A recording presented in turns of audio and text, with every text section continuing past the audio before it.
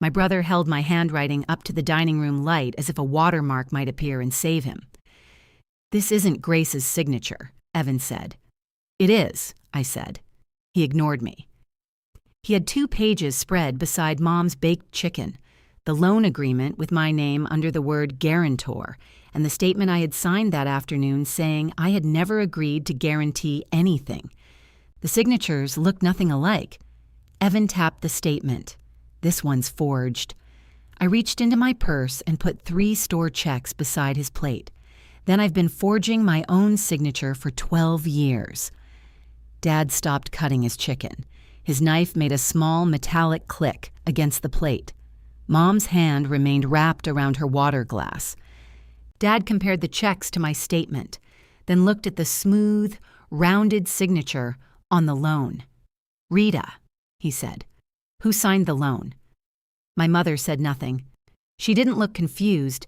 She didn't ask to see the pages. She simply stared at the lemon slice floating in her water as if she had been waiting all evening for it to sink. 6 days earlier, I was on my knees beneath the returns counter at Mercer Home Supply, trying to persuade a printer that paper was part of its job description. "You have one purpose," I told it. "I respect that. I'm asking you to respect it too. You sweet-talk all the equipment like that?"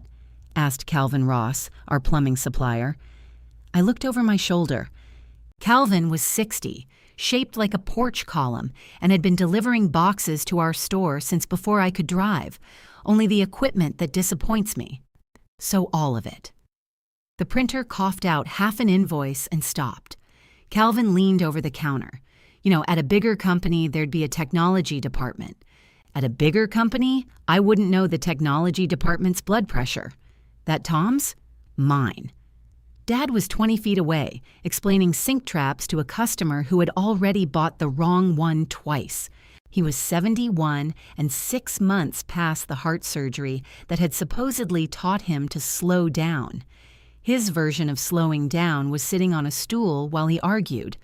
"That elbow won't fit," he told the customer. "It almost fit. So does my head in a paint bucket. Doesn't make it a hat." The customer laughed and bought the correct part. Dad caught me watching and patted his chest as though to prove it was still there. I pointed at the stool. He rolled his eyes but sat. Mercer Home Supply occupied a brick building on the edge of Bellwether, Ohio, where people gave directions using businesses that had closed before I was born. Turn left where the Dairy Queen used to be. Keep going past the old feed store, which was now a yoga studio, but still smelled faintly of grain whenever it rained. The store had belonged to my parents for 32 years. I had managed it for 12, though my title changed depending on what the family needed. To customers, I was operations manager. To vendors, accounts payable. To Dad, "Gracie, can you come look at this?" To Mom, I was the only person who knew how anything worked, which sounded flattering until you noticed it was usually followed by a request. Behind the main building sat a long metal warehouse with 3 loading doors. Evan used 2 of them for Mercer Custom Cabinetry, a business whose name suggested a relationship with the family store that existed mostly when he wanted our forklifts. At 10:30, I carried Calvin's invoice into my office and opened the accounting software. His last 2 invoices were still unpaid. That was wrong. I kept our suppliers on 30-day terms, and Calvin's company was the one I paid first. He had once driven through sleet to bring Dad a replacement furnace blower on Christmas Eve. Dad still sent him a smoked ham every December, though Calvin's wife had been a vegetarian since 2019. I clicked through the ledger. 3 vendor payments had been scheduled and then canceled. The dates fell on Fridays when Mom came in to help with deposits. There was also a transfer for $4,800 labeled Building Maintenance. I opened the maintenance folder. No matching invoice. Dad? He appeared in my doorway holding a box of brass fittings against his stomach. What did we do to the warehouse for $4,800? We? The company. August 19th. He frowned. Roof patch was June. That was $1,100. Maybe electrical? We paid Haskell Electric separately. Dad shifted the box higher. Ask your mother. She's been paying some of the property expenses. Mom had handled the store books for years before his surgery. She still had full access, although I had suggested twice that we separate duties. Both times Dad had said Mom needed something useful to do. This was apparently preferable to hobbies. Did you authorize her to cancel vendor payments? His eyebrows lifted. She canceled payments? Calvin hasn't been paid since July. That doesn't sound like Rita. That sentence had protected my mother from more facts than any lock on earth. Dad set down the fittings. Probably a mistake. She had that vertigo spell. Her vertigo was in May. Could linger. She drove to Columbus for curtains last week. He smiled a little guiltily. Your mother has always had strong retail balance. I didn't smile back. He picked up the box. Call her. Don't go marching in loaded for bear. I'm asking about $4,800, not invading Poland. With you, the tone can be similar. The bell above the front door rang, rescuing him. At noon, Evan wandered in through the rear entrance carrying a takeout cup and wearing a clean gray Henley. He dressed for cabinet making the way actors dress to portray cabinet makers. No sawdust, no glue, just a pencil behind one ear. He took half my turkey sandwich without asking. Good morning, I said. Been here since 7. In the warehouse? In Cincinnati, meeting. What meeting? He gave me the patient look he used when I asked questions about his business. Hotel project. The hotel project had been moving toward us for 9 months without arriving. It was like weather reported by a dishonest meteorologist. You get the contract? Not yet. They want revisions. They're asking for a 4th bid. They want to see flexibility. They want you to keep doing free design work. He chewed my sandwich. This is why I don't tell you things. You tell me things. You just wait until they require money. He smiled despite himself. Evan had Dad's smile, crooked, sudden, and annoyingly effective. Growing up, he could break a lamp and somehow make you feel lucky to have witnessed it. He opened my desk drawer looking for chips. Don't do that. You always have chips. I also have boundaries. No, you have barbecue chips. He found them behind the stapler. I watched him eat for a moment.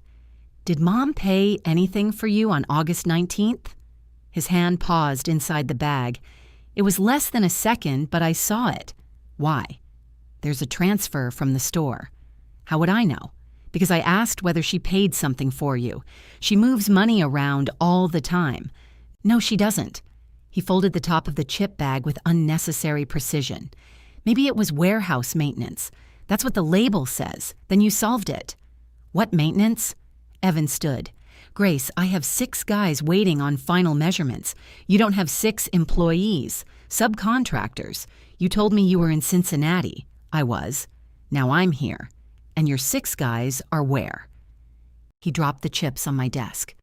Do you hear yourself? Yes. It's why my questions follow each other. He left through the rear door, and a minute later I heard one of the warehouse bay doors rattle open. The chip bag sat folded neatly beside my keyboard. Evan always cleaned up the evidence of whatever he took. Mom came to the store at 2 wearing cream-colored pants and carrying a reusable shopping bag full of tomatoes. She had a talent for arriving with produce when she didn't want anyone to be angry with her. Mrs. Landry has too many again, she announced. Mrs. Landry lives alone on a shaded lot. She's not growing 30 pounds of tomatoes. Mom kissed my cheek. Why can't people simply be generous anymore? Because you stop at Bellwether Market before you come here. She started arranging tomatoes along the break room counter. These are local. So are you. That doesn't mean Mrs. Landry grew you. Mom laughed. She could be charming when I came close to catching her in something. It was one of the things I loved about her, and one of the things that made loving her exhausting. I waited until she had lined up 6 tomatoes. What was the $4,800 transfer? Her hand stopped. Which transfer? August 19th. Building maintenance. She picked up a tomato and examined its stem. I'd have to look. I looked. Well, that's good. There's no invoice. She carried the tomato to the sink. Your father approved it. He told me to ask you. That doesn't mean he didn't approve it. Tom forgets what he eats for breakfast. He eats oatmeal every day and still asks what he ate. Mom. Water ran over the tomato. It was something for the back building, she said. What? Grace, I don't remember every little thing. $4,800 isn't a little thing. Calvin hasn't been paid. She shut off the water. I'll take care of Calvin. With what money? Her mouth tightened. You don't have to speak to me like I'm one of your employees. I don't. My employees submit receipts. She dried her hands slowly, folding the paper towel into smaller and smaller squares. Evan needed a temporary payment covered. He's waiting on a large contract. What payment? Equipment. What equipment? Does the kind matter? Yes. This is exactly why he doesn't come to you. He came to me at noon and ate my lunch. You know what I mean. I leaned against the counter. Did you use store money to pay one of Evan's bills? I moved money for the warehouse. The warehouse belongs to the store. His business is in the warehouse. His business brings people here. His customers use the rear driveway. They don't come inside unless they need the restroom. Her face changed. Not much. Just enough for me to know I had made the wrong joke near the right subject. Your brother is under terrible pressure, she said. If this hotel job comes through, he'll repay everything. How much is everything? She picked up her shopping bag. Mom, talk to your father. He told me to talk to you. Then I suppose we've formed a perfect circle. She kissed my cheek again before leaving. That second kiss felt less like affection than punctuation. I spent the rest of the afternoon untangling payments. The $4,800 wasn't the only transfer. There had been $1,800 in June, $2,200 in July, and several smaller amounts tucked into ordinary expense categories. Lumber disposal, door repair, property tax adjustment. At 5:30, I locked the front doors. Dad was already gone because Mom had called twice to remind him about dinner, though she never called me to mention it. In the warehouse, a saw whined and stopped. Evan's truck was parked beside the loading dock, but I didn't go looking for him. I was turning off the office lights when my phone buzzed. The email was from Aunt Diane.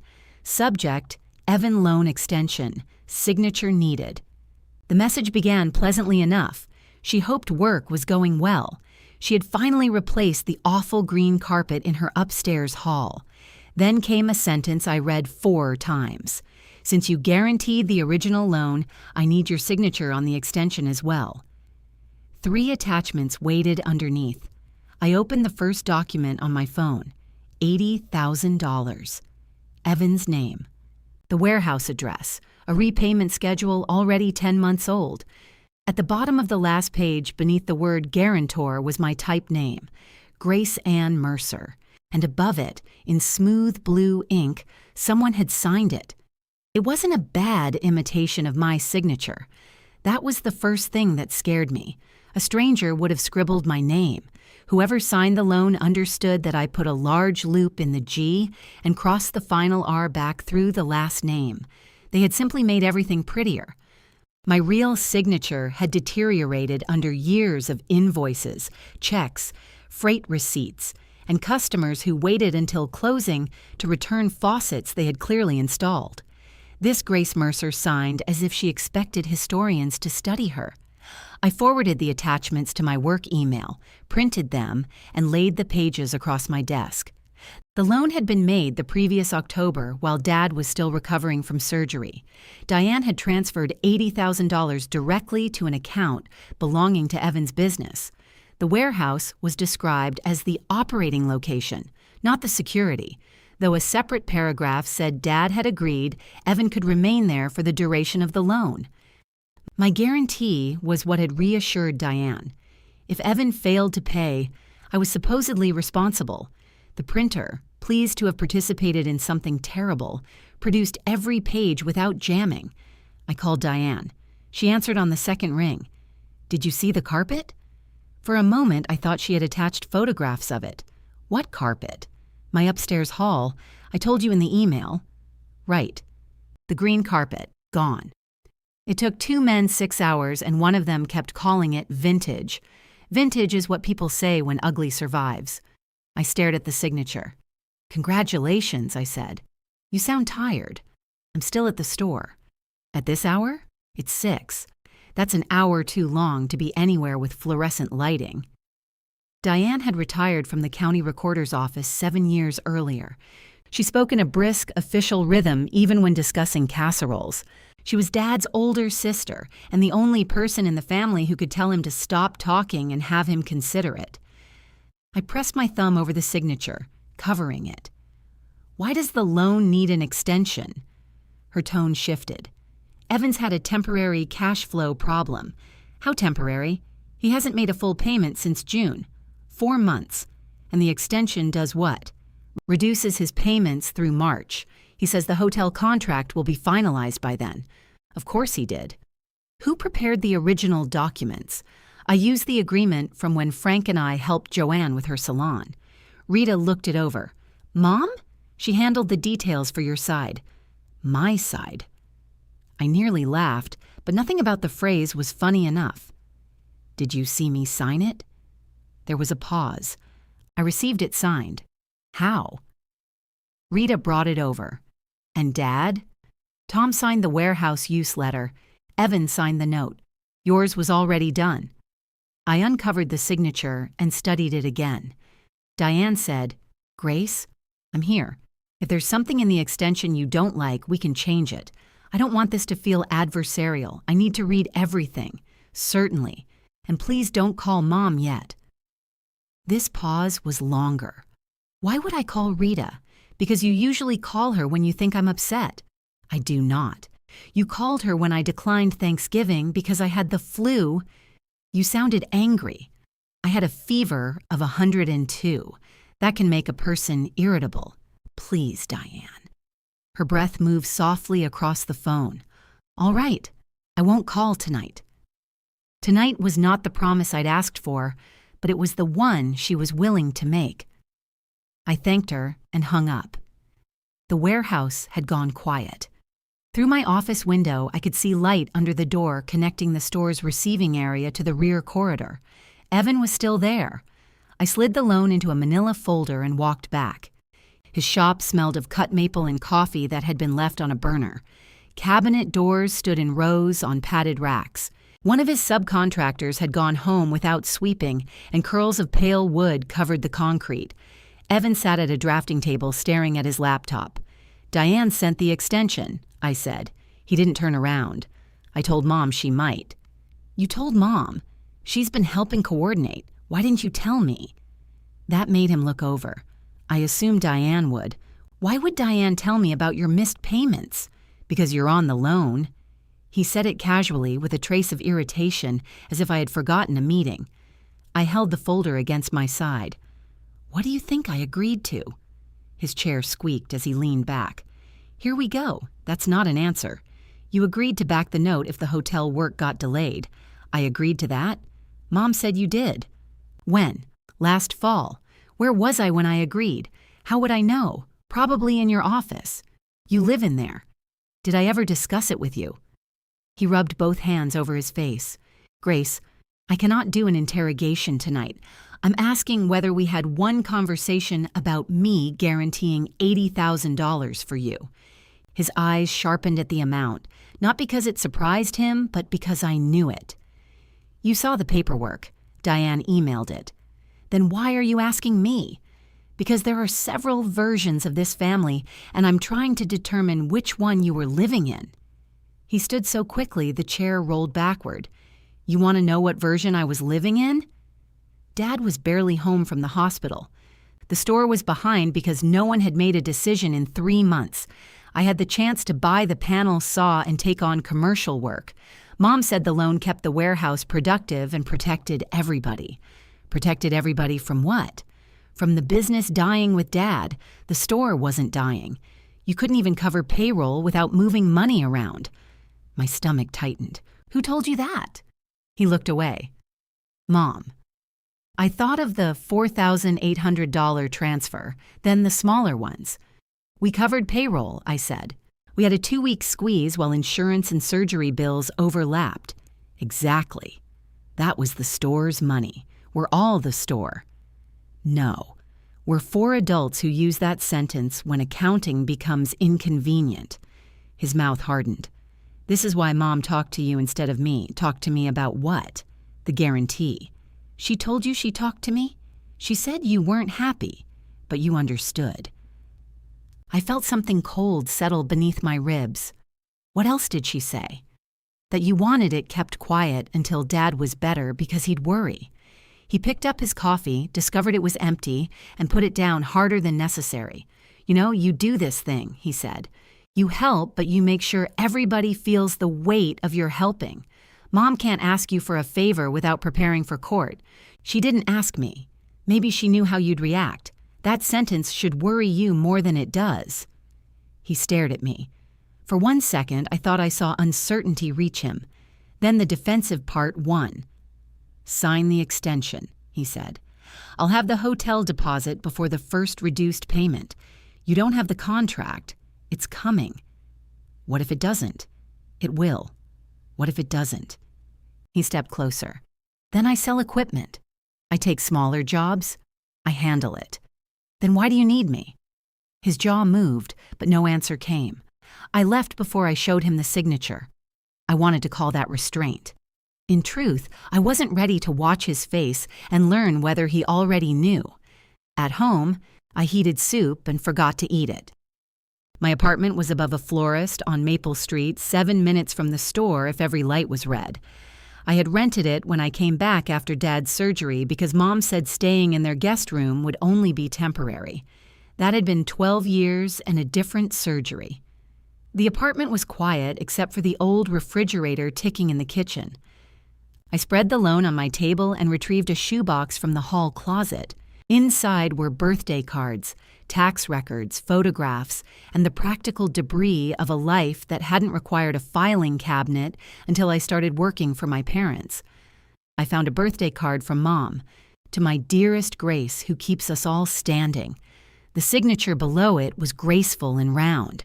The R in Rita curved back through the rest of her name. I placed the card beside the loan. The signatures weren't identical. They shouldn't have been.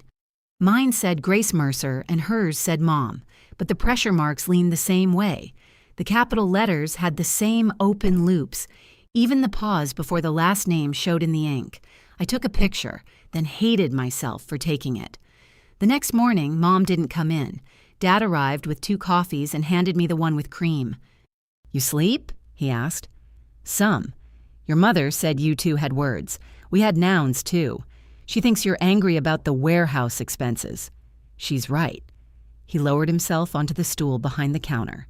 The careful way he sat was the only remaining evidence of the surgery. Everything else about him seemed determined to pretend it hadn't happened. Evan's close to something big, he said. Have you seen the contract? No. Have you seen a letter of intent? A what? Anything from the hotel confirming that the hotel exists and knows Evan exists. Dad sipped his coffee. Your brother's not stupid. I didn't say he was. He gets excited. He gets financed. Dad smiled faintly. You've always had your mother's sharp tongue. I looked at him over my cup.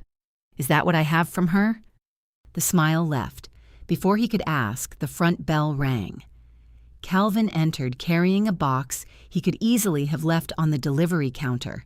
He gave me a look that said he had come inside because his invoice had not. I paid him that afternoon. There wasn't enough cash in the operating account without risking Friday payroll, so I transferred money from my personal savings and marked it as a short-term loan to the store. I had done it twice during Dad's recovery. Both times Mom had cried when I told her, hugged me, and promised it would be returned within a week. This time, I told no one. On Wednesday, Diane called during lunch. I spoke to Rita, she said. You said you wouldn't. I said I wouldn't call last night. That is a very county recorder interpretation of a promise. She called me. I closed my office door. What did she say? That you're overwhelmed and reading more into this than necessary. Did she explain why the signature on the loan isn't mine? Silence. Then Diane said, I'm coming to the store. She arrived 40 minutes later with the original agreement inside a blue document envelope. She sat across from me, removed each page carefully, and watched while I placed one of my signed store checks beside the guarantee. Diane's face lost color. I would never have made this loan without you, she said. I know. Rita said you wanted to help Evan but didn't want him coming directly to you. I know. She said you signed at the store. I didn't. Diane pressed her lips together. Her embarrassment made her look older, and for a moment I wanted to comfort her. That instinct frightened me almost as much as the signature. "What are you going to do?" she asked. I took a blank sheet of store letterhead from my printer. "I'm going to give everyone one chance to tell the truth while we're sitting at the same table." Diane looked toward the closed office door. "And if they don't?" I thought of Mom's tomatoes lined up on the break room counter, bright and careful and bought to support a lie that should have been too large to carry in a shopping bag. Then I stopped asking like I need their permission to know what happened. Diane folded her hands over the blue envelope. "I feel like an idiot. You're not the person who did this. I'm the person who handed over $80,000 because my sister told me a story I wanted to believe. What story was that? That Evan had finally found his direction, Tom had survived the worst, and you were keeping everybody sensible. That last part should have warned you." She gave me a tired smile. "You were always sensible." "No, I was available." The distinction seemed to bother her. She looked down at the check beside the loan agreement. "Do you want me there Sunday?" I imagined Diane at Mom's table sitting beneath the framed watercolor of Lake Erie, while Mom performed injury for an audience. "No. If you're there, they'll argue about your money instead of my name. It is my money. I know.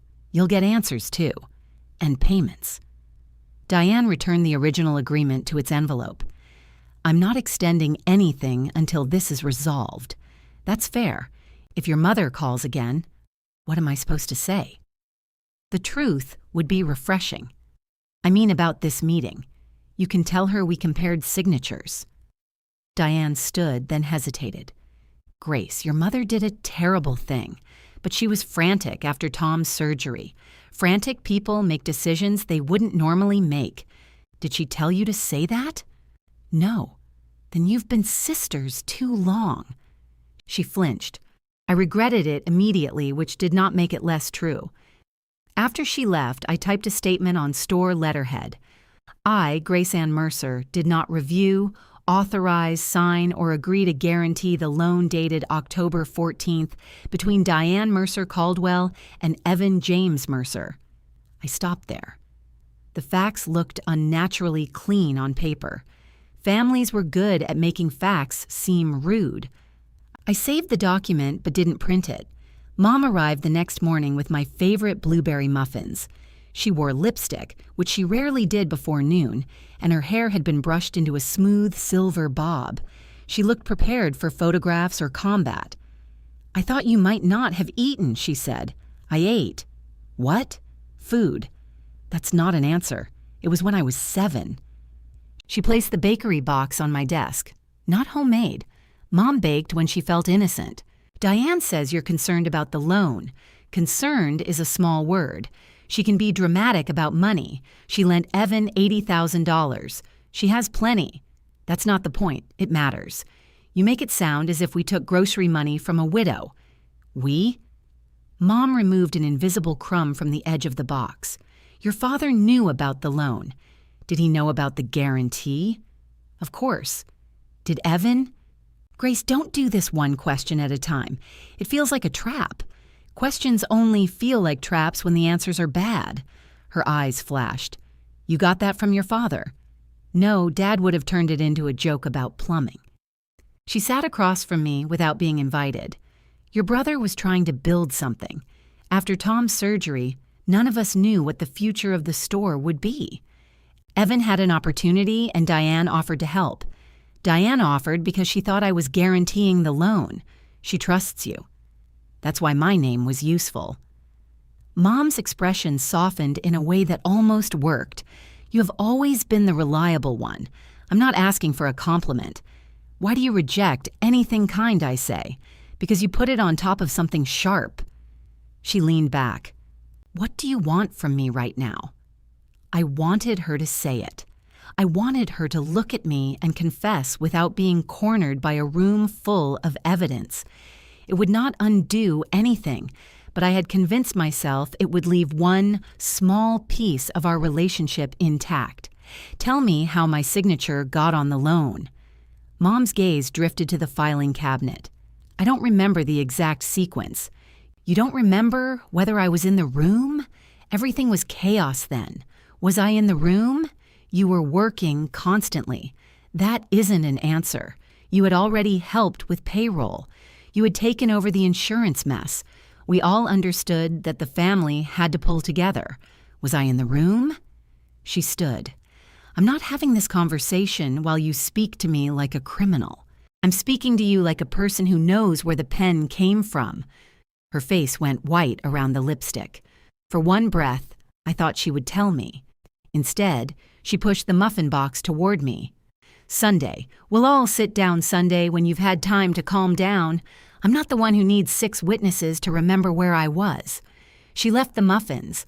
I threw them away, then took them out of the trash 10 minutes later, because wasting good muffins felt like letting the situation ruin breakfast, too. Dad came into my office Friday morning carrying the payroll report. Why does the store owe you $5,300? Calvin's invoice and the processing fee. You used your savings again. We needed the cash. You should have called me. And said what? He sat down heavily. We could have moved something. Mom already moved things. His eyes went to the closed door. I placed a copy of the loan in front of him, open to the warehouse use letter. His signature was real. I had seen it on thousands of checks. Thomas E. Mercer with the E shaped like a backward 3. You signed this, I said. Yes. What did Mom tell you? That Diane needed confirmation Evan could use the space. Did you know the loan was $80,000? He rubbed his chin. Around that. Did you know I guaranteed it? She said you agreed. Did I say I agreed? You and your mother were handling it. That's not what I asked. Dad read the page again. A flush began above his collar. You knew Evan needed the equipment, he said. I knew he wanted equipment. The panel saw lets him take bigger jobs. He's missed 4 months of payments. Dad looked up sharply. That part was new. He said he was 1 month behind. He lied. Or Diane got mixed up. Diane spent 30 years recording other people's property. She can count to 4. He pushed the loan away. We'll straighten it out Sunday. Why does everybody keep saying Sunday like Truth has office hours? Because your mother asked for one family dinner before anybody makes accusations. Someone signed my name, Dad. He stared at the desk. That's already happened, I said. Whether I say it nicely is not the emergency. His hand rested on the payroll report. The nails were ridged and square, the hands of a man who had spent most of his life fixing things people brought him. He looked older than he had at the counter. Don't call Diane again until Sunday, he said. She already knows. He closed his eyes, not because my signature had been forged, because the family had lost control of who knew. Saturday morning, Evan brought me coffee. It was from Miller's, not the vending machine in the warehouse, and it had the correct amount of cream. I come in peace, he said. You came in through the receiving door. Peace doesn't always use the front entrance. He set the cup beside my keyboard and remained standing. I talked to Mom. My condolences. She says you're making the extension difficult. I'm not extending a loan I didn't take. You guaranteed it. I looked at him. Did I? His confidence flickered. That's what the paperwork says. Paperwork can say anything if nobody reads it. He moved a stack of invoices aside and sat on the corner of my desk, the same way he had when we were both in our 20s, and he wanted me to explain a bill. Did you sign it or not? What do you think? I think you're mad that Mom moved store money. That wasn't my question. He picked at the cardboard sleeve around his coffee. I think Mom said you agreed. You keep answering with what Mom said, because none of us could get through to you last year. Dad was sick. You were running around, acting like the whole building would collapse if you took lunch, and every conversation became a list. I like lists. They're how you know which things actually happened. See? That. He stood. For a second, his face lost its defensiveness. If you didn't sign it, just say so. I didn't sign it. The color drained from beneath his tan. Then who did? We'll ask Sunday. He left the coffee. I drank it after it went cold. On Sunday afternoon, I printed the statement on plain paper instead of store letterhead. This debt had nothing to do with Mercer Home Supply, no matter how many times Mom used the word family to blur the edges. I signed beneath it, then pulled 3 cleared checks from the previous month's file. I put the statement, the checks, and a copy of the original loan into a brown accordion folder. Mom had made baked chicken, mashed potatoes, green beans, and a lemon pie. The table looked like Easter without the excuse. She hugged me at the door. "You look tired," she whispered. "So do you." Evan was already seated. Dad poured water into 4 glasses, dropping a lemon slice into Mom's because she said plain water tasted unfinished. Nobody mentioned the folder beside my chair. Dad asked about the weather. Evan described a cabinet door hinge for 3 full minutes. Mom passed me the potatoes twice, although I had taken some the first time. Finally, I set the documents on the table. "This statement goes to Diane tomorrow," I said. "It says I never guaranteed Evan's loan." Evan grabbed it before Dad could. He compared my signature to the one on the loan, accused me of forging the statement, and forced me to lay out the checks that proved otherwise. Now Mom kept staring into her water. Dad repeated his question. "Rita, who signed the loan?" Her fingers tightened around the glass. "I did," she said. The words were barely audible, but they changed the air in the room. Even the refrigerator seemed to stop humming. Evan stared at her. Dad did not move. Mom raised her chin and looked directly at me. "I signed it for you," she said. "There's a difference." I almost admired the nerve it took to make that distinction. "No," I said, "there really isn't. You would have said no without even considering what Evan needed. That is what no means. I knew you could cover it if something happened." Evan pushed back from the table. "You told me she agreed. You were under enough pressure. You told me Grace offered." I said she understood. "No, Mom." His voice cracked against the room. "You said she offered." Mom reached toward him. He moved his arm away. Dad finally spoke. "How did you do it?" She looked at him as if that were the betrayal. "The old vendor agreement," she said. "I practiced it. I didn't steal a check or take money from her account. Just my name," I said. Her mouth tightened. "I was trying to save your brother's business." Dad's eyes found mine. "Grace," he said, "give us until tomorrow before you send anything to Diane." Mom looked relieved. That hurt more than I expected. He had heard everything and still turned toward the person most likely to absorb it. "Diane already knows," I said. Mom's chair scraped the floor. "You went to her. She came to me. You had no right to discuss this behind our backs." I looked at my forged name between us. "Apparently," I said, "my back was where all of you preferred to do business." Mom pushed her plate away. "I didn't do business behind your back. You copied my signature from a document I signed 4 years ago. That was not business. That was an emergency." "Whose?" She looked at Evan and he laughed once without humor. "Don't look at me like I asked you to do that. You asked me to help. I asked you to talk to Diane. And Diane needed reassurance. So you invented Grace's. I knew Grace wouldn't let the family lose everything." "We weren't losing everything," I said. "Evan wanted a panel saw. It was not just a saw." Mom's voice rose. It was a chance for him to become independent. Evan stared at her. "By putting Grace on my loan? You would have paid it back." "I didn't. That is temporary." Dad's hand came down flat on the table. The silverware jumped. "Stop." Mom flinched. I did too. Dad rarely raised his voice. He disliked conflict the way some people disliked hospitals, not because nothing bad happened there, but because being present meant he might have to look at it. He turned to Mom. "You practiced her name?" Mom's lower lip trembled. "Don't make it sound ugly." "How should it sound? Like I was trying to hold this family together while you were lying in a hospital with tubes coming out of you."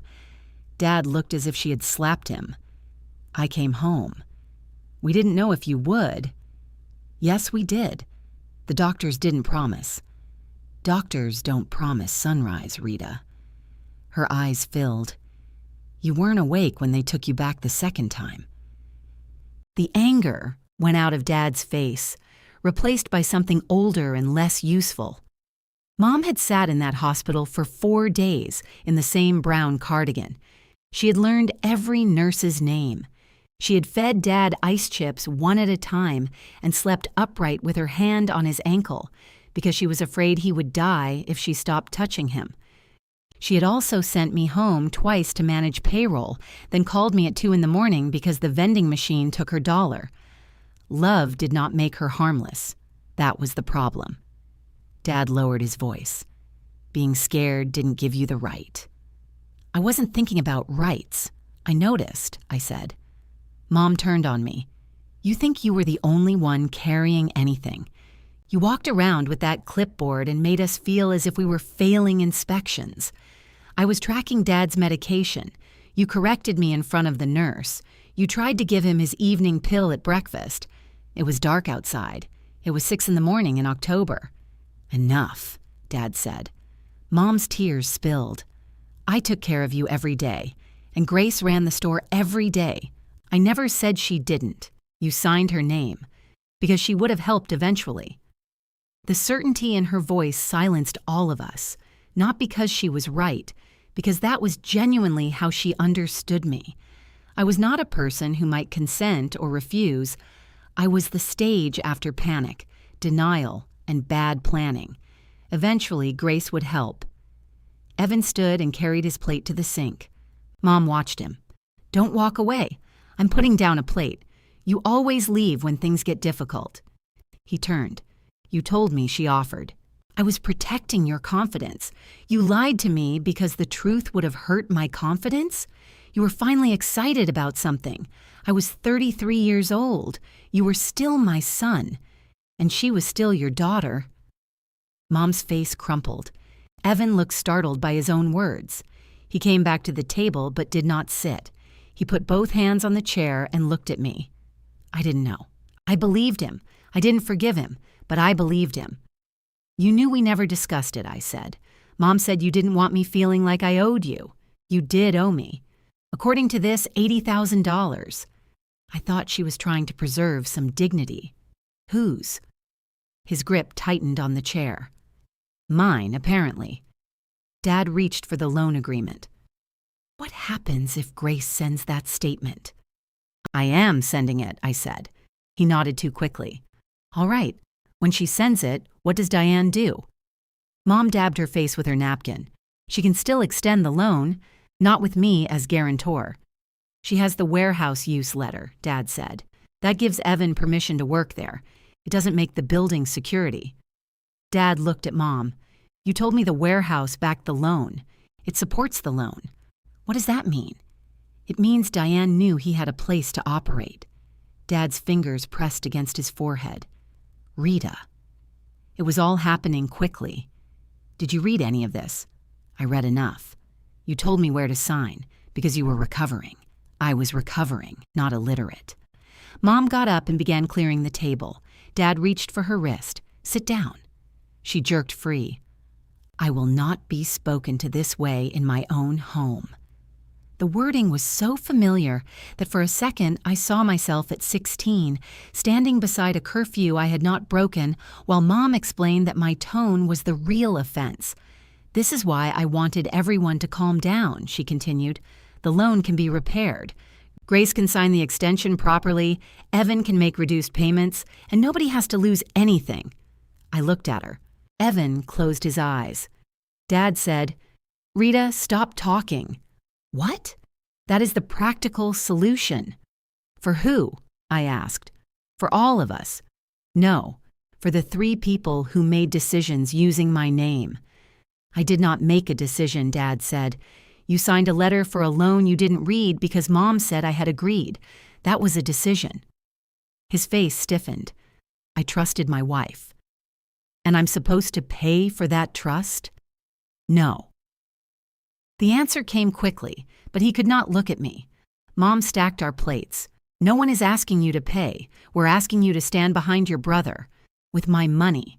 With your faith in him. Diane can't deposit faith. Evan made a sound that might have been a laugh if he hadn't looked so sick. How far behind are you? I asked him. Grace, Mom warned. 4 full payments, according to Diane. How much cash do you have? Evan's eyes went to Dad. About $6,000. What's due to suppliers? I don't know exactly. Yes, you do. 11. Payroll? I use subcontractors. You still owe them. Friday. How much? $4,200, Mom said. The hotel deposit will cover it. There is no hotel contract, there will be. I turned to her. How much store money have you moved to Evan? She lifted the plates. Put them down, Dad said. I am not discussing business over food. We stopped eating 20 minutes ago. Her hands began to shake. One fork slid off a plate and struck the floor. 9,000, she said. It's more than that, I said. Not much more. How much? I don't have every number memorized. I do. I found at least 10,000 in transfers plus canceled vendor payments. Some of that was returned. When? She looked at Evan. He said, I paid back 2,000 in February. The payments I had thought were deposits from a contractor account. Dad leaned back, his face gray. You used store money to make payments on Diane's loan. Only when Evan was short, Mom said. You said sales were down. They were. You told Grace payroll was tight because of insurance. It was several things. Dad pushed his chair away from the table. I need air. You need to sit down, Mom said immediately. I need you to stop telling me what I need. He walked through the kitchen and out the back door. Mom stood frozen with the dishes against her chest. There it was again, the contradiction that could still pull at me even while I was furious. She had manipulated his accounts, lied about his business, and used his illness as cover. But the instant he looked pale, fear transformed her. She would have dropped everything to keep his heart beating. She looked at me as if I had caused him to leave. I hope you're satisfied. Evan took the plates from her hands before I could answer. Don't, he said. She stared at him. Don't make this Grace's fault. I didn't say it was. You never have to. Mom walked out of the room. Evan set the dishes beside the sink. For a while, neither of us spoke. Then he said, Are you going to ruin me? It was a terrible question, and an honest one. I'm going to tell Diane I didn't sign. That might ruin me. That's not the same thing. He nodded, looking down at the untouched lemon pie. Can you give me a week? To do what? Find money. Sell something. Get the hotel to commit. You've had 4 months. I didn't know Mom was using store money. You knew your payments weren't being made. I knew she was helping with some.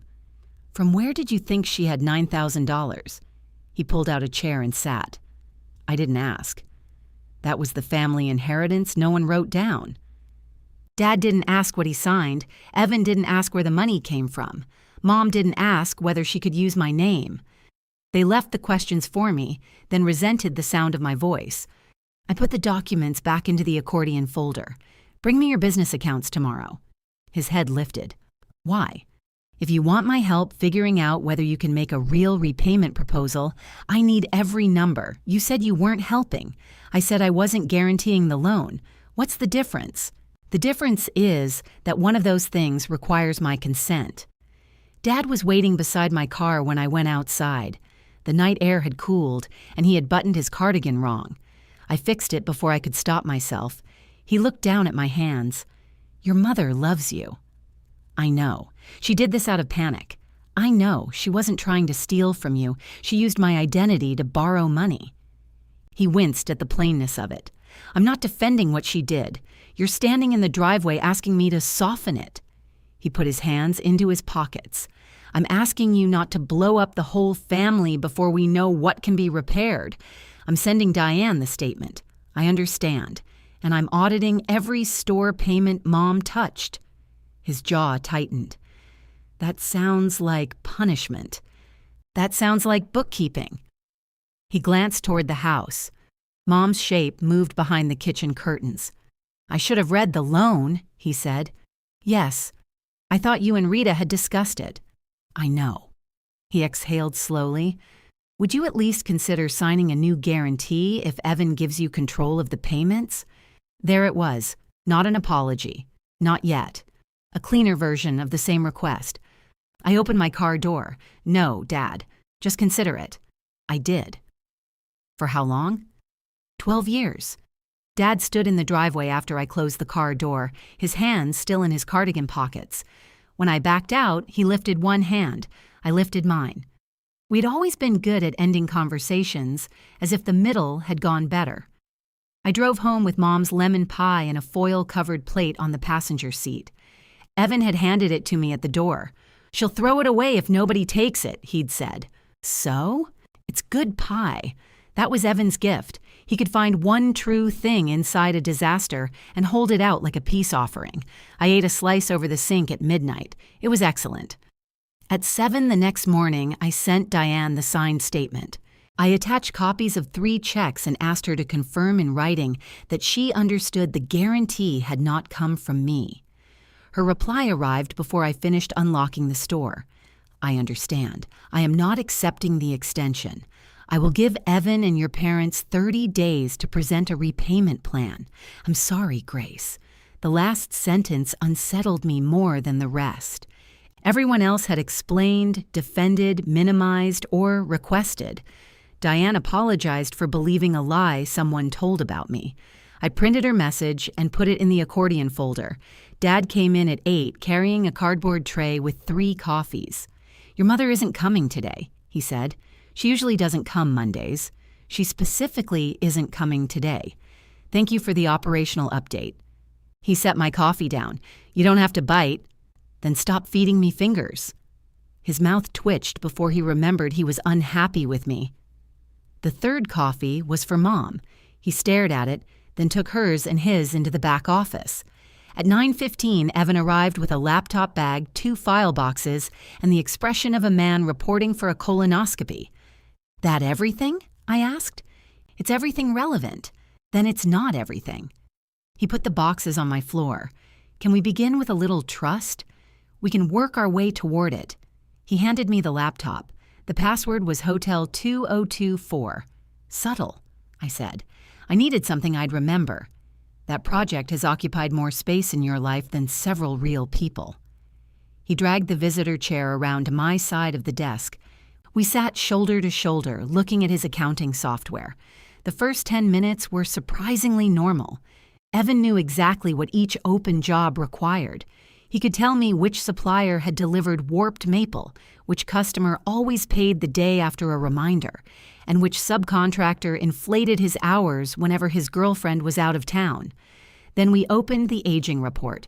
"You owe $26,000, not $11. Some of that isn't due yet." "It is still owed." "You asked what was late." "I asked what was due to suppliers." "That can mean late. It can mean due."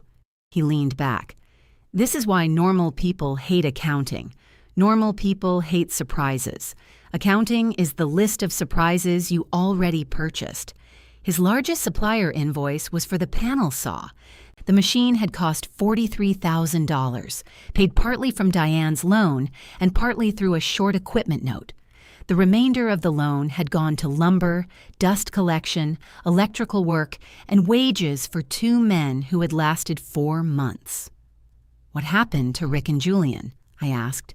"They wanted steady hours. Monsters. I couldn't promise steady hours before commercial work started. Commercial work has not started. I know what year it is, Grace." The hotel bid sat in a folder on his desktop. I opened the latest version. $96,000 for reception cabinetry, a bar surround, bathroom vanities, and installation. I read it once, then again. "You didn't include installation labor. It's built into fabrication." "Where?"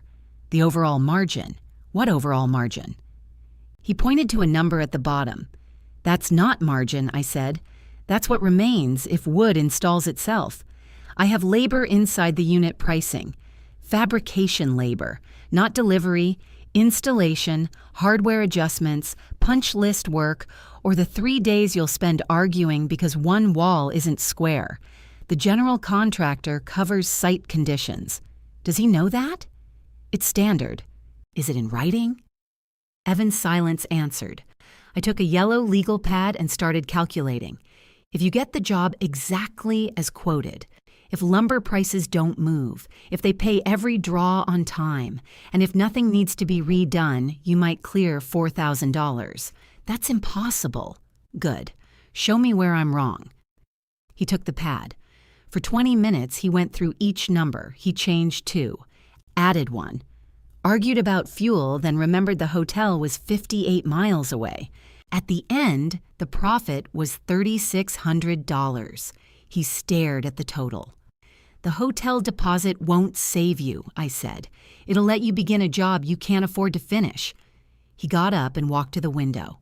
In the warehouse, Evan looked competent because Wood obeyed measurements. In my office, numbers refused to care how good his hands were. They said my bid was high, he said. Compared with what? 2 larger shops. Larger shops can spread overhead across more jobs. If I bid higher, I lose it. If you bid this, you may win it and still lose. He shoved his hands into his pockets. You enjoy this. I turned in my chair. Enjoy what? Being right about me. The accusation landed because some part of it was true. I had spent years watching him announce futures that never arrived. Sometimes I prepared for disappointment so early that he could feel it before he failed. I don't enjoy cleaning it up, I said. That wasn't what I asked. No, I don't enjoy seeing you fail. You just trust it. I looked down at the yellow pad. You know what Mom said after Dad's surgery? He continued. She said you were the only reason the store stayed open.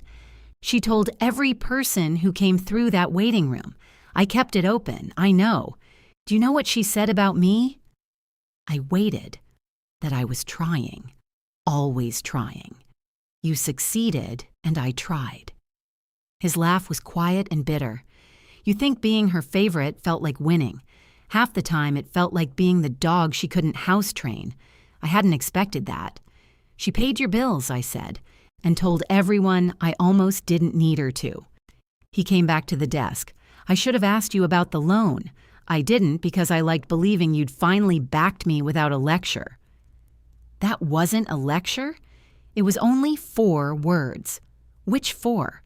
Grace is behind you. My throat tightened. Mom had given him a version of my love that cost him nothing and me $80,000. I turned back to the laptop. We need a real list of assets you can sell without shutting down. His face changed. I can't sell the panel saw. We list everything first. Grace. Listing isn't selling. It's the center of the operation. You don't have an operation if you can't make payroll. Subcontractor invoices. Calling them invoices doesn't make Friday optional. He swore under his breath, but he opened the equipment register. By noon, we had a rough repayment proposal. Evan could sell his extra edge bander, return a leased van, collect $12,000 in outstanding customer invoices, and take 2 smaller installation jobs he had rejected because he was holding space for the hotel. It would not repay Diane in 30 days, but it would prove he could resume monthly payments without store money. He looked at the plan. It's small. It's real. I hate it. That's how you know it isn't Mom's. Someone knocked once on my open door. Calvin stood outside holding an invoice. He glanced at Evan, the boxes, and the legal pad. Family Summit? More like an economic weather event, Evan said. Calvin handed me the invoice. Noreen Feld called me this morning. Midstate Builders Cooperative is looking for an operations director. I have a job. I didn't ask. You're telling me because? Because Noreen asked if I knew anybody who could manage vendors without setting the building on fire. Evan pointed at me. She yells at printers. The printers have it coming, Calvin said. I put the invoice on my desk.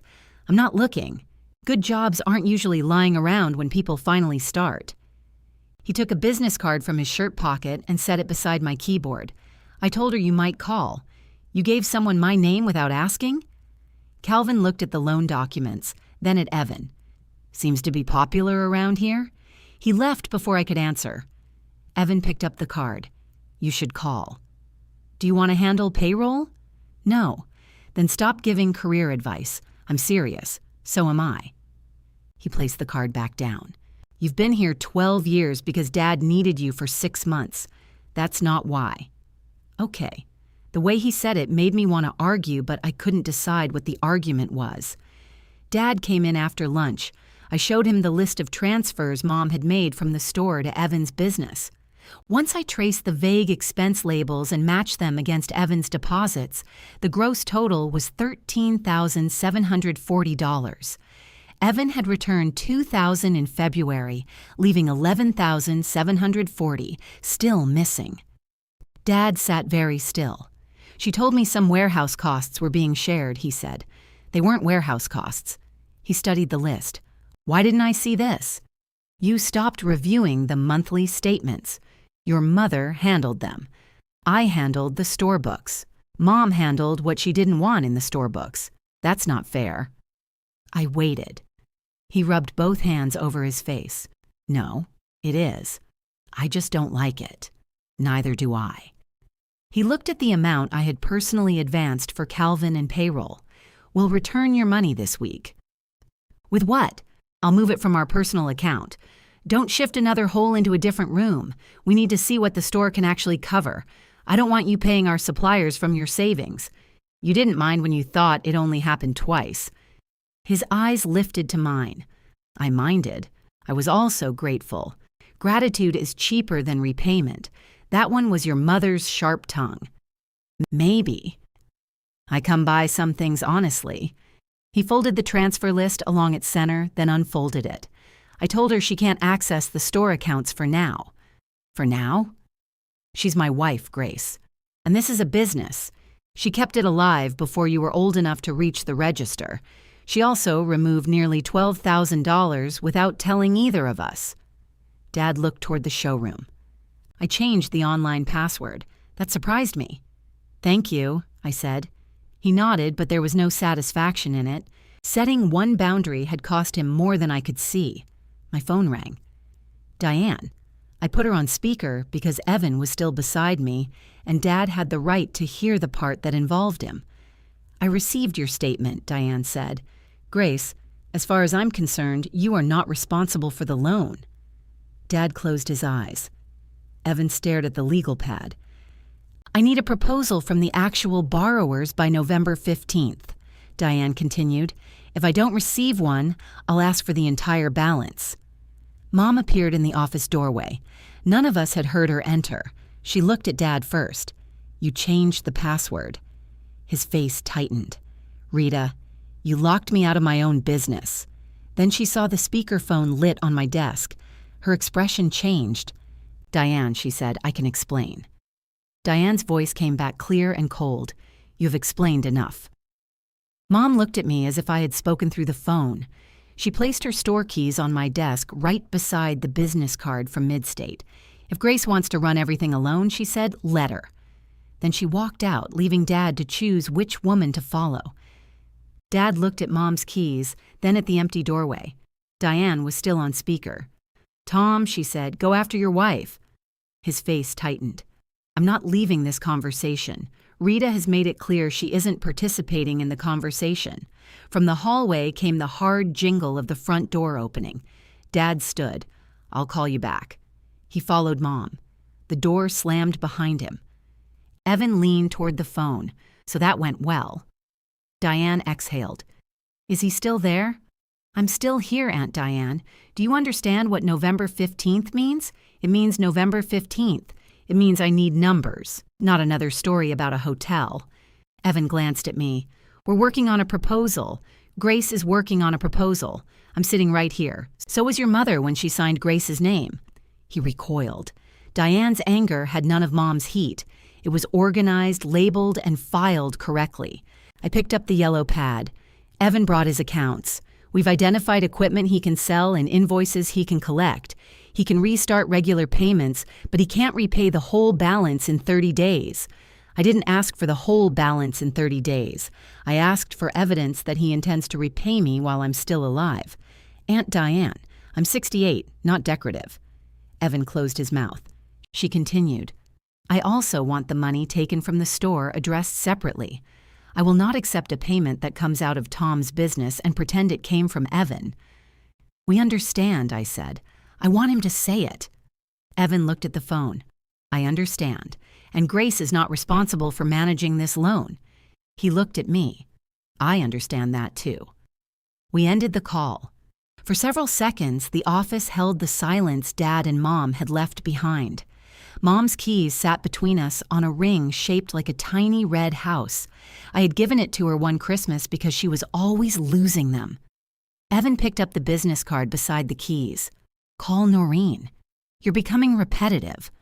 Mom forged your name. Dad asked you to sign anyway, and I let you spend your morning explaining that winning a $96,000 job could bankrupt me. That's a persuasive summary. You should hear how it sounds from this chair. He put down the card. I'm selling the Edge Bander. That was quick. I hate that machine. It squeals. You told me it was essential. People say things during financing. He gathered his file boxes. At the door, he stopped. I meant what I said last night. I didn't know. I know. Does that help? Not yet. He nodded as if I had given him a fair estimate. The front door opened again 20 minutes later. Dad returned alone. He looked at Mom's keys. She went home. I assumed. She's upset. I noticed. She thinks you humiliated her in front of Diane. Diane was on the phone because of a loan Mom arranged using my forged signature. I know what happened. Then why do you keep translating it into her feelings?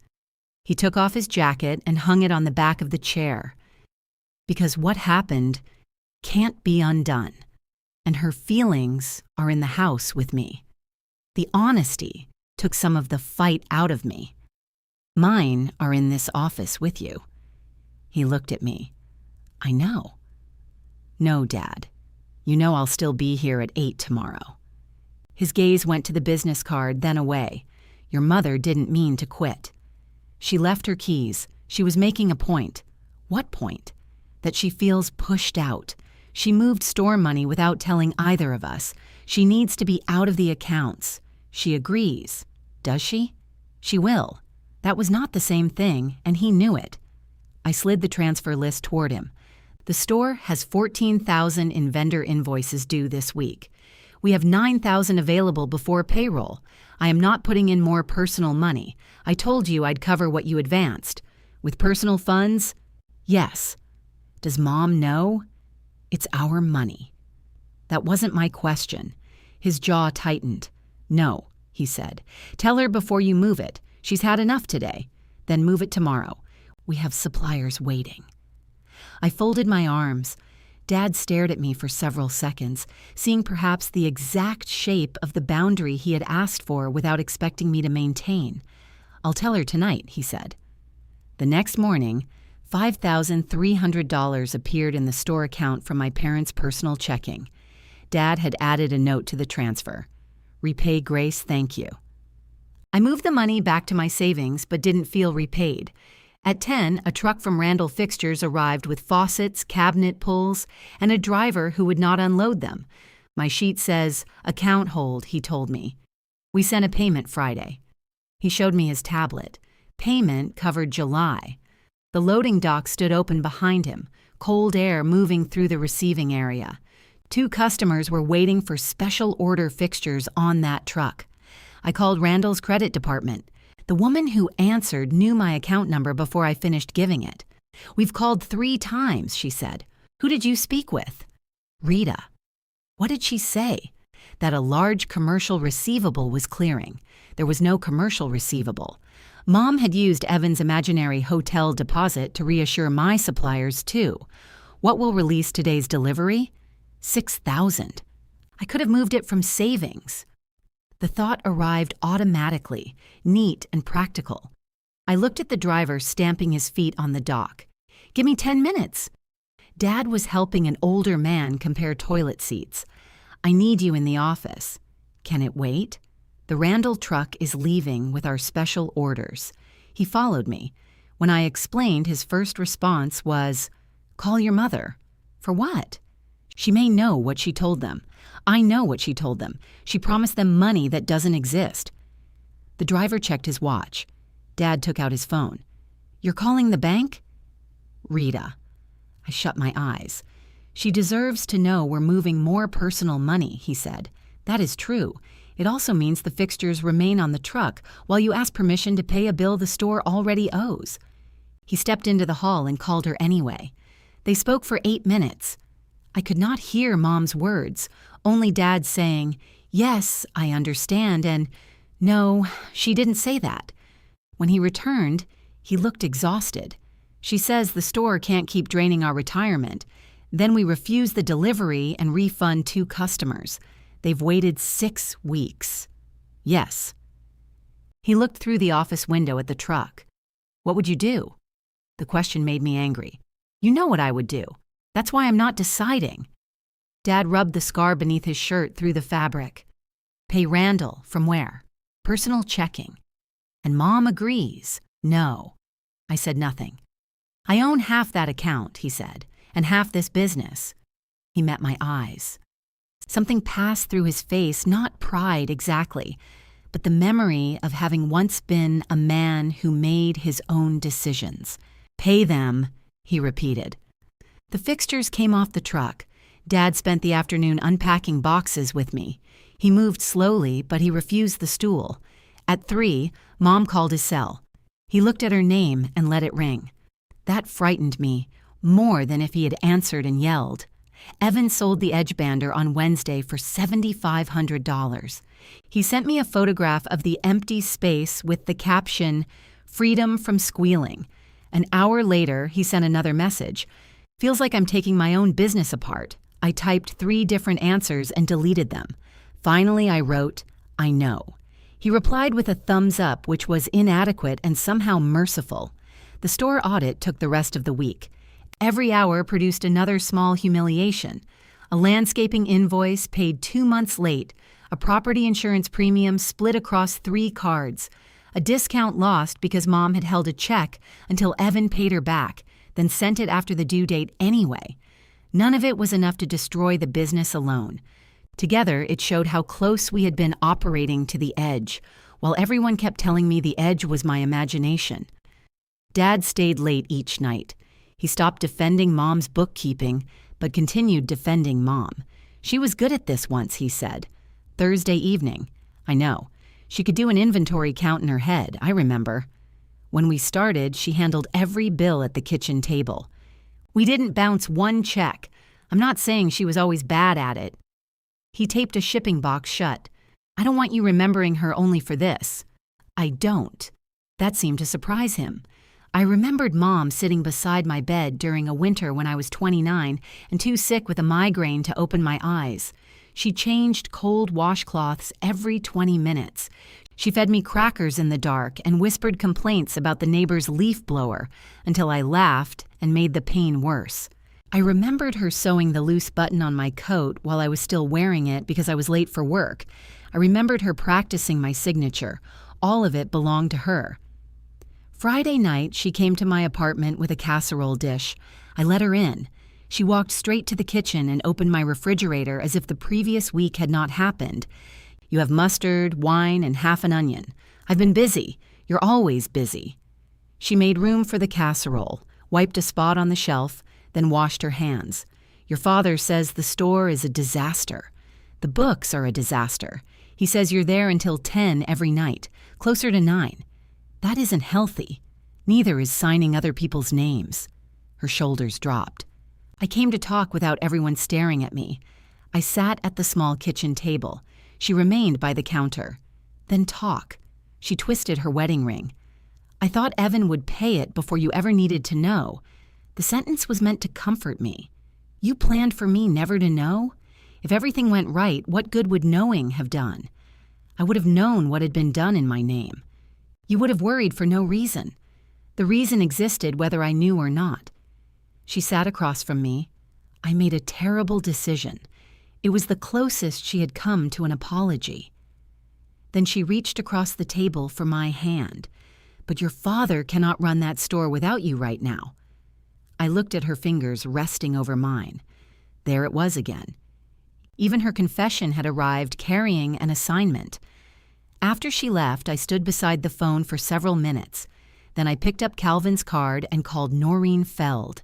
I expected voicemail. Instead, a woman answered on the 4th ring. Noreen Feld. "Hi, this is Grace Mercer. Calvin Ross gave me your number. Calvin said you'd call 3 days from now. He likes to be wrong in ways that make him seem insightful. He said you were funny, too. He oversold me. That would be a first. Do you know anything about Mid-State? 40-some independent building suppliers buying as a group. Shared distribution outside Dayton. You negotiate regional pricing and manage inventory transfers between members. 47 suppliers, she said. 46 if Ferguson Lumber keeps ignoring my emails. Ferguson ignores everyone. Their fax machine is the only employee with authority. Noreen laughed. The conversation should have felt disloyal. I was standing in my kitchen after my mother had reminded me that Dad needed me, talking to someone about a job 52 miles away. Instead, I felt a strange loosening in my chest. Noreen described a position that sounded like 3 of my current jobs separated into one. The operations director coordinated vendor schedules, inventory flow, warehouse staffing, and member store problems. There would be travel within Ohio twice a month, health insurance I did not buy through my parents' business, and a salary $18,000 higher than mine. "What makes you want to leave Mercer?" she asked. I looked at Mom's casserole in the refrigerator. "I haven't decided that I do. You called me at 8:40 on a Friday night. I had your card in my hand. People hold cards every day." I smiled despite myself. "I've been at Mercer 12 years, I said. "I know our suppliers, our customers, our inventory, and every sound the building makes when it's unhappy. Buildings are always unhappy. Ours is expressive. What would make you stay?" The question should have been easy. "Dad owns it," I said. That wasn't what I asked. Apparently, Noreen and I had similar hobbies. She offered me an interview Wednesday morning. I said yes before I could arrange my reasons against it. After the call, I heated Mom's casserole. Chicken, rice, mushrooms, and enough cheese to protect it from weather. She had remembered I hated peas. That was how she made leaving difficult. She remembered the peas. Dad was at the store before me Saturday. He stood behind the counter with the accordion folder open and his reading glasses low on his nose. Mom's store keys were still on my desk where she had left them. "She brought you food," he said. "She tell you?" "She came home without the dish. It's a reliable indicator." He closed the folder. "What did you two talk about?" "Her signature. Did she apologize?" "She described it as a terrible decision." "That's something." "It is." He waited. "She also reminded me you can't run the store without me." His gaze moved toward the showroom. "I didn't ask her to say that. Do you agree with it?" "I can run my store." "Okay, I'd have to hire help." "Yes." He adjusted his glasses. "Is that what this Noreen person is about?" I had not told Mom about the card or the call. "Calvin told you. He asked whether I was ready to lose the best operations person in the county." Calvin enjoys setting fires and driving away. Dad took off the glasses. "You're looking for another job? I have an interview." "When?" "Wednesday." He sat on the edge of my desk. "You picked one hell of a time." I looked at him. He knew immediately. That came out wrong. "No, it came out practiced. I mean, with the accounts, Diane, Evan's repayment, that's what Mom meant too. I'm not asking you to stay forever." "How long?" "Until things settle." "They settled 12 years ago. Everybody liked where I landed." Dad stood. "That's unfair." "Tell me what part. You came back because I nearly died. I stayed because you kept nearly needing me. I never forced you." "No. You just made every departure feel like an emergency." He looked hurt, and I hated that I could still be angry and want to undo the hurt at the same time. "I have not accepted anything," I said. "I have one interview." "Then why does it sound like you've already left?" "Maybe because you're hearing the possibility for the first time." Evan found me in the warehouse that afternoon, measuring the empty space where the edge bander had been. "You planning to put something there?" I asked. "A shrine? To the machine? To financial responsibility. People can come light candles." He had swept the concrete until it looked pale and bare. A man I didn't recognize was loading a stack of oak veneer into a pickup. Selling stock? Excess stock? Is it excess because you sold it? It became excess when he offered cash. That was at least honest. Evan handed me a printed proposal for Diane. He had followed the format I gave him. current balances, receivables, equipment sold, reduced expenses, and a payment schedule beginning the following month. The numbers were realistic. You wrote this? Your face is doing something insulting. It's doing surprise. I can use spreadsheets. Your password was HOTEL2024. I can use simple spreadsheets. At the bottom, he had proposed $2,000 a month until he could increase payments. This is good, I said. He looked almost suspicious. That's it? You want balloons? I expected 12 corrections. I have 4. There she is. We sat on the edge of the loading dock while I marked the pages. A cold wind moved dry leaves along the rear driveway. From there, the store looked older. The brick had darkened around the gutters, and one of the metal letters in the Mercer Home Supply sign leaned slightly forward. I called the hotel contractor, Evan said, and I told him the bid needed revision. That was smart. He said they'd likely go with another shop. I'm sorry. Are you? Yes. He rubbed his palms together. I keep thinking if I'd gotten that job, none of this would have happened. The forged signature happened last October. You know what I mean? If you'd gotten the job at the wrong price, it would have happened slower. He gave me a sideways look.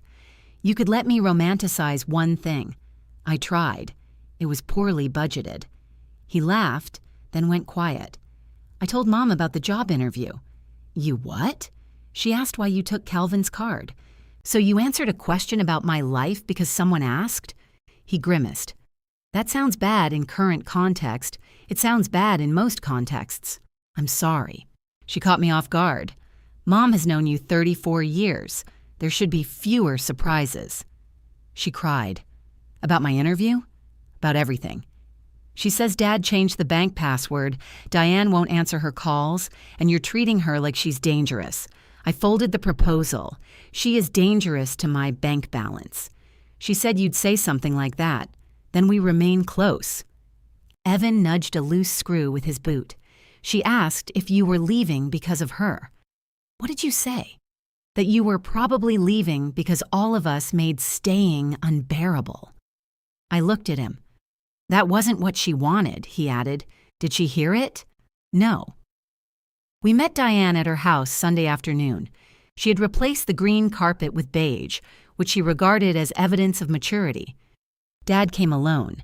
Mom said she would not sit at a table where her sister treated her like a thief. Diane's response was, good. I only have 4 chairs. She read Evan's proposal without speaking. He sat rigidly across from her, one heel bouncing beneath the table. Dad watched each page turn as if waiting for a verdict on his health. Diane placed the pages down. $2,000 a month is not what we agreed. I know, Evan said. At $2,000, this takes years. I can raise it once I finish the smaller installation jobs. What happens when one of those customers pays late? I cut expenses again. What expenses? He showed her the list. She read it, then looked at me. Are these real numbers? They were Friday. That is not the same as yes. It's as close as business gets. Diane turned back to Evan. If you miss 2 payments, I'm asking for the balance. Dad shifted. And if he can't produce it? Then we discuss selling the warehouse. The room went still. The warehouse was not legally pledged to her. She could not simply take it, and we all knew that. But it was the obvious family asset tied to the loan, the place Dad had allowed Evan to use, and the only thing that could cover Diane without threatening my parents' house or the store itself. Mom had called the warehouse support. Diane called it a repayment option. Dad rubbed his thumb along the table's edge. Let's not get ahead of ourselves. I am 10 months behind all of you, Diane said.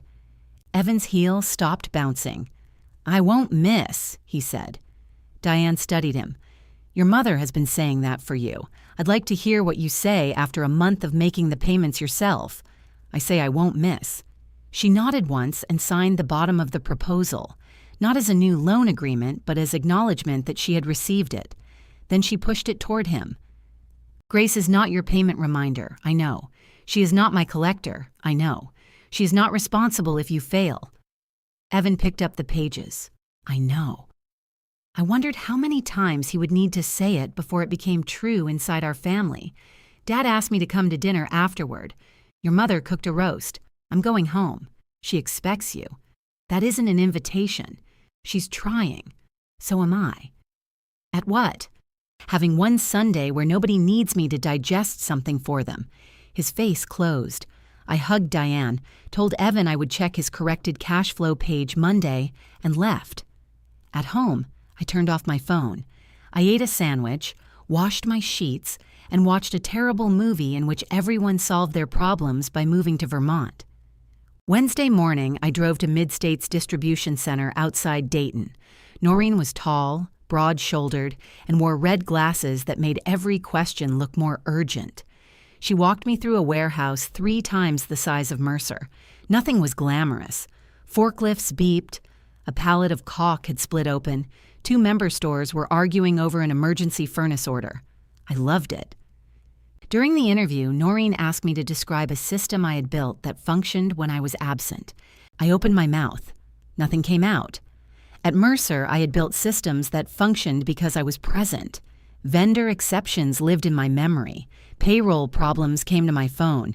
Even the printer needed emotional supervision. I haven't done that well, I admitted. Most interviewers would have written something down.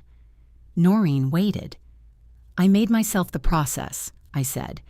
It kept things moving, but it also kept everyone dependent. What would you do differently here? Document exceptions, cross-train approvals, make sure no one person can move money, inventory, or information without someone else seeing it. Her eyebrows lifted slightly. That answer sounds recently acquired. It is. 2 days later, she called me at the store. We'd like you to start December 1st. I looked through my office window. Dad was on his stool helping a customer. Evan crossed the rear hallway carrying cabinet doors. Mom's red house key ring still lay beside my keyboard. Noreen named the salary again and explained the benefits. Do you need the weekend? She asked. I had needed 12 years. No, I said. I accept. Noreen emailed the offer while I was still holding the phone. The document was 6 pages long. Job title, salary, mileage reimbursement, health coverage, paid time off. Ordinary words that seemed almost indecent in my office. At the bottom was a line from my signature. I read it twice before signing. My hand looked steady. Dad was with a customer, so I typed my resignation letter while I waited. I kept it short. My final day would be November 29th. I would document all operating procedures, bring every vendor account current, and train whoever Dad selected to take over daily operations. I did not mention the loan, Mom, Evan, or the 12 years between I'll help until you're better, and I accept. At 11:30, Dad walked into my office eating peanuts from the candy display. Are those on your invoice? Employee discount. Owners don't get an employee discount, then they're free. I held out the letter. He looked at it but did not take it. What's that? My notice. His hand stopped halfway to the peanut bag. You accepted the job? Yes. When? 10 minutes ago. And you already typed this? I typed quickly. He took the letter and sat down. I watched his eyes reach the final date, then return to the beginning as if another reading might reveal a loophole. December 1st, he said. That's my start date. That's 5 weeks. I'm giving 30 days notice. 5 weeks isn't enough to replace 12 years. That sounds like a staffing problem. His eyes lifted sharply. I'm sorry, I said. That was cold. It was accurate. That doesn't help. He set the letter on my desk. What did they offer? I told him. Dad whistled softly. That much? It's an operations director position. You're already an operations director. My pay stub says store manager. You know, titles don't mean anything here. They mean something when salary is attached. We can raise your salary. With what money? Business improves, we adjust. Business has been improving in the future since I was 26. He stood and paced the 4 steps between my desk and the filing cabinet. You never said you were unhappy. I said I needed help. We hired people. We hired cashiers. I needed someone else who could approve orders, handle vendor credit, and understand the books. Your mother understood the books. We both looked at the accordion folder. Dad rubbed the back of his neck. Before this, she was already moving money without telling me. You know what I mean. I do. That's part of the problem. He picked up my resignation again. I thought you wanted the store. The sentence caught me off guard. Why? Because you stayed. That isn't the same thing. You took it over. You had heart surgery. That was last year. The first time was 12 years ago. He went still. Dad had suffered a smaller cardiac episode when I was 26. Not a heart attack, the doctors had said, but close enough to reorganize all our lives. I came back from Columbus to help through Christmas. By March, I was doing payroll. By June, Dad had given my old position to someone else so I wouldn't feel rushed. He had called that kindness. I always assumed we'd put your name on the store when your mother and I retired, he said. Did you ever tell me that? I thought you knew. Apparently this family does a lot with my name when I'm not in the room. He winced. That was cheap, I said. Yes, I'm still leaving. He folded the letter along the crease I had not made. Does your mother know? No, you should tell her. I'm telling my employer. She's your mother. She's also half owner. Dad picked up his jacket. Where are you going? To tell her before someone else does. Dad. He turned. I need you to hear this from me. I'm not leaving to punish either of you. He gave a short, tired laugh. That may be true from where you're standing. He left the store at noon. Mom arrived at 12:27. She still had her house key, so she came through the rear entrance and appeared in my doorway without ringing the front bell. You couldn't even give him 1 day? 1 day for what? To recover from everything else. My job offer has a start date. You could have declined. Yes. She wore a navy sweater I had given her for her birthday. A thread had come loose at one cuff. I wanted to reach over and pull it free. You said that job was only an interview. It was. Then they offered it to me. So you lied. I described the stage it was in. Your father is devastated. He was gone 27 minutes.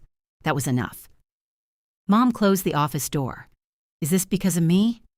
Not entirely. The answer hurt her more than yes would have.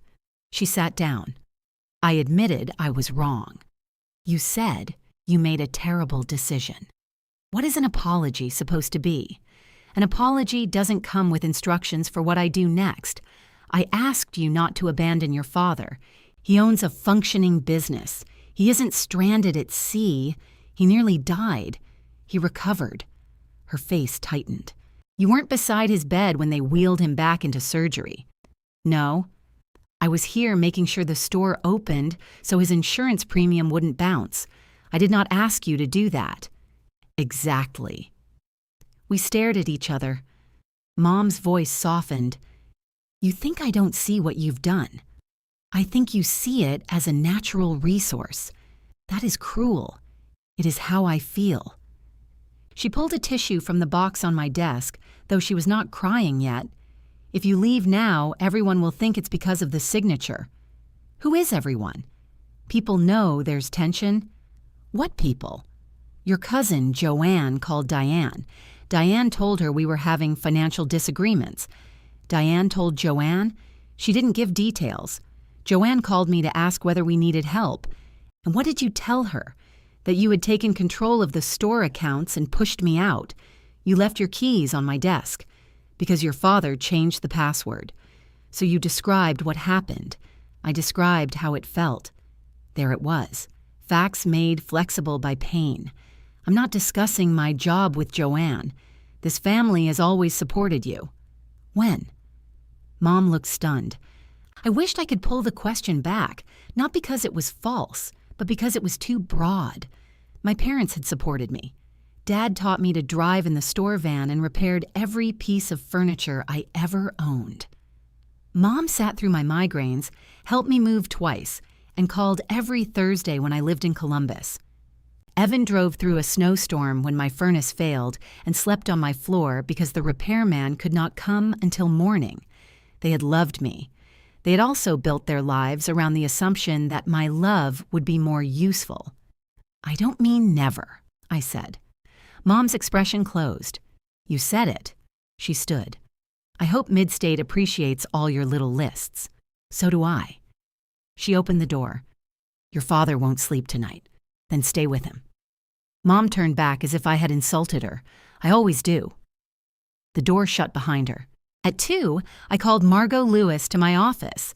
Margot was 52, had worked the sales floor for 7 years, and could identify every cabinet pull in the store by touch. She wore reading glasses on a chain and kept peppermints in every pocket. Am I fired? She asked. No. Then may I have a peppermint before this starts? They're your peppermints. Still polite to ask, I told her I was leaving and asked whether she would be willing to train as store manager. She unwrapped the peppermint slowly. Does Tom know you're offering me his store? I'm offering you my workload. That sounds worse. It comes with a raise. How much? I don't know yet. Then it comes with a conversation. Margot had always been smarter than our job descriptions. We spent an hour outlining what she already handled and what she would need to learn. Purchase approvals, vendor disputes, payroll review, inventory exceptions. The list covered 3 pages. She read it. You do all this? Not well every day. No wonder you eat crackers standing up. Sometimes they're almonds. Fancy. Dad returned at 4. Mom did not. He agreed to train Margot but balked at the salary I suggested. That's almost what we pay Grace, he said. Margot sat across from him, her hands folded over the list. I would be doing what Grace does. You'd be learning. So I get a training salary for 6 months, then the full rate. Dad looked at me. Don't ask me, I said. Negotiate with your future manager. Margot smiled around a peppermint. They settled on a number higher than Dad wanted and lower than I wanted, with a written review date. I typed the agreement and made both of them sign it. For the next 2 weeks, I began dismantling myself from the store. I wrote down Calvin's direct number and the reason we paid him first. I documented the printer's tendency to jam whenever the paper tray was more than half full. I showed Margot which customers needed deposits before special orders and which could be trusted to bring a check after church. Dad followed us, adding commentary. Mr. Hanley always returns pipe. Mr. Hanley always buys the wrong pipe. Same result. Evan made his first $2,000 payment to Diane on time. He collected 3 overdue invoices, returned the leased van, and started an installation job at a dental office. The hotel chose a larger cabinet shop. He came into my office carrying the rejection email on his phone. They said they went with a more competitive bid. You would have lost money. I know. That doesn't mean it doesn't hurt. He put the phone away. That was almost human. Don't spread it around. He noticed the procedures binder on my desk. You're really doing it. I signed the offer. Mom says you'll change your mind. Mom also said I guaranteed your loan. He absorbed that without defending her. Can I take you to dinner? He asked. Why? Because Sunday is apparently canceled and I'm hungry on other days. We ate burgers at Miller's that evening. Evan paid with his personal debit card and showed me the receipt as a joke. Halfway through dinner, he said, Dad's talking to the bank. I put down my fries. About what? A business refinance, enough to repay Diane and stabilize the store. The store can't carry another payment. He thinks combining everything lowers the monthly cost. Everything meaning your loan and the money Mom moved? Evan looked uncomfortable. He said the bank may want another guarantor. I stared at him. I told him not to ask you, Evan said, but he's going to. Evan folded the paper sleeve from his straw into smaller and smaller squares. Yeah, he said. I think he is. I picked up my burger, then put it down again. How far did he get? With the bank? I don't know. He asked me for updated business statements. You gave them to him? They're my statements. I mean, did you ask what he was doing? I did. He said he was trying to clean up the mess. That phrase covers a lot in our family. Evan slid his plate aside. I told him my repayment plan is working. You've made 1 payment. I've made 1 of 1. That is technically perfect. I'm going to make the next one too. Good. He studied my face. You don't believe me. I believe you intend to. That is such a Grace answer. What would you like? I don't know. Something with a trumpet. I raised my water glass. To your second payment. He touched his glass to mine. The joke did not hide the fear in his eyes. Evan knew the first payment had come from selling equipment. The second had to come from work. Dad texted before I reached home. Can you stay after closing tomorrow? Need to discuss options. Options was the family word for something they had already decided I should do. Mom arrived at the store at 5 the next evening wearing her good wool coat. She carried a navy folder and set it on the conference table in the break room. Dad had bought sandwiches. 4 of them. You invited Evan? I asked. He's involved. Evan came through the rear door, saw the folder, and stopped. I said not to do this. Dad unwrapped a sandwich. Sit down. No. Then stand. Mom removed several pages from the folder and aligned their edges. Can we behave like adults for half an hour? We've had mixed results, I said. Dad pointed at a chair. I sat. He explained the proposal. The bank could refinance part of the store's existing debt and provide enough additional money to repay Diane, restore the cash Mom had moved, and create a small operating reserve. The monthly payment would be lower than the store's current obligations combined with Evan's loan payment. It sounded reasonable for almost 90 seconds. Whose debt would it be? I asked. The store's, Dad said. Evan received Diane's money. The warehouse supports his business, Mom said. The warehouse belongs to the store. It belongs to you and Dad, for the benefit of the family. Evan leaned against the counter with his arms folded. I'm paying Diane. Dad looked at him. For how long? As long as it takes. You sold 1 machine and collected a few invoices. What happens in January?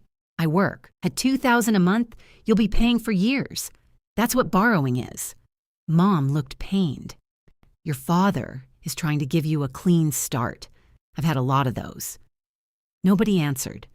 I opened the folder. The bank had not approved anything.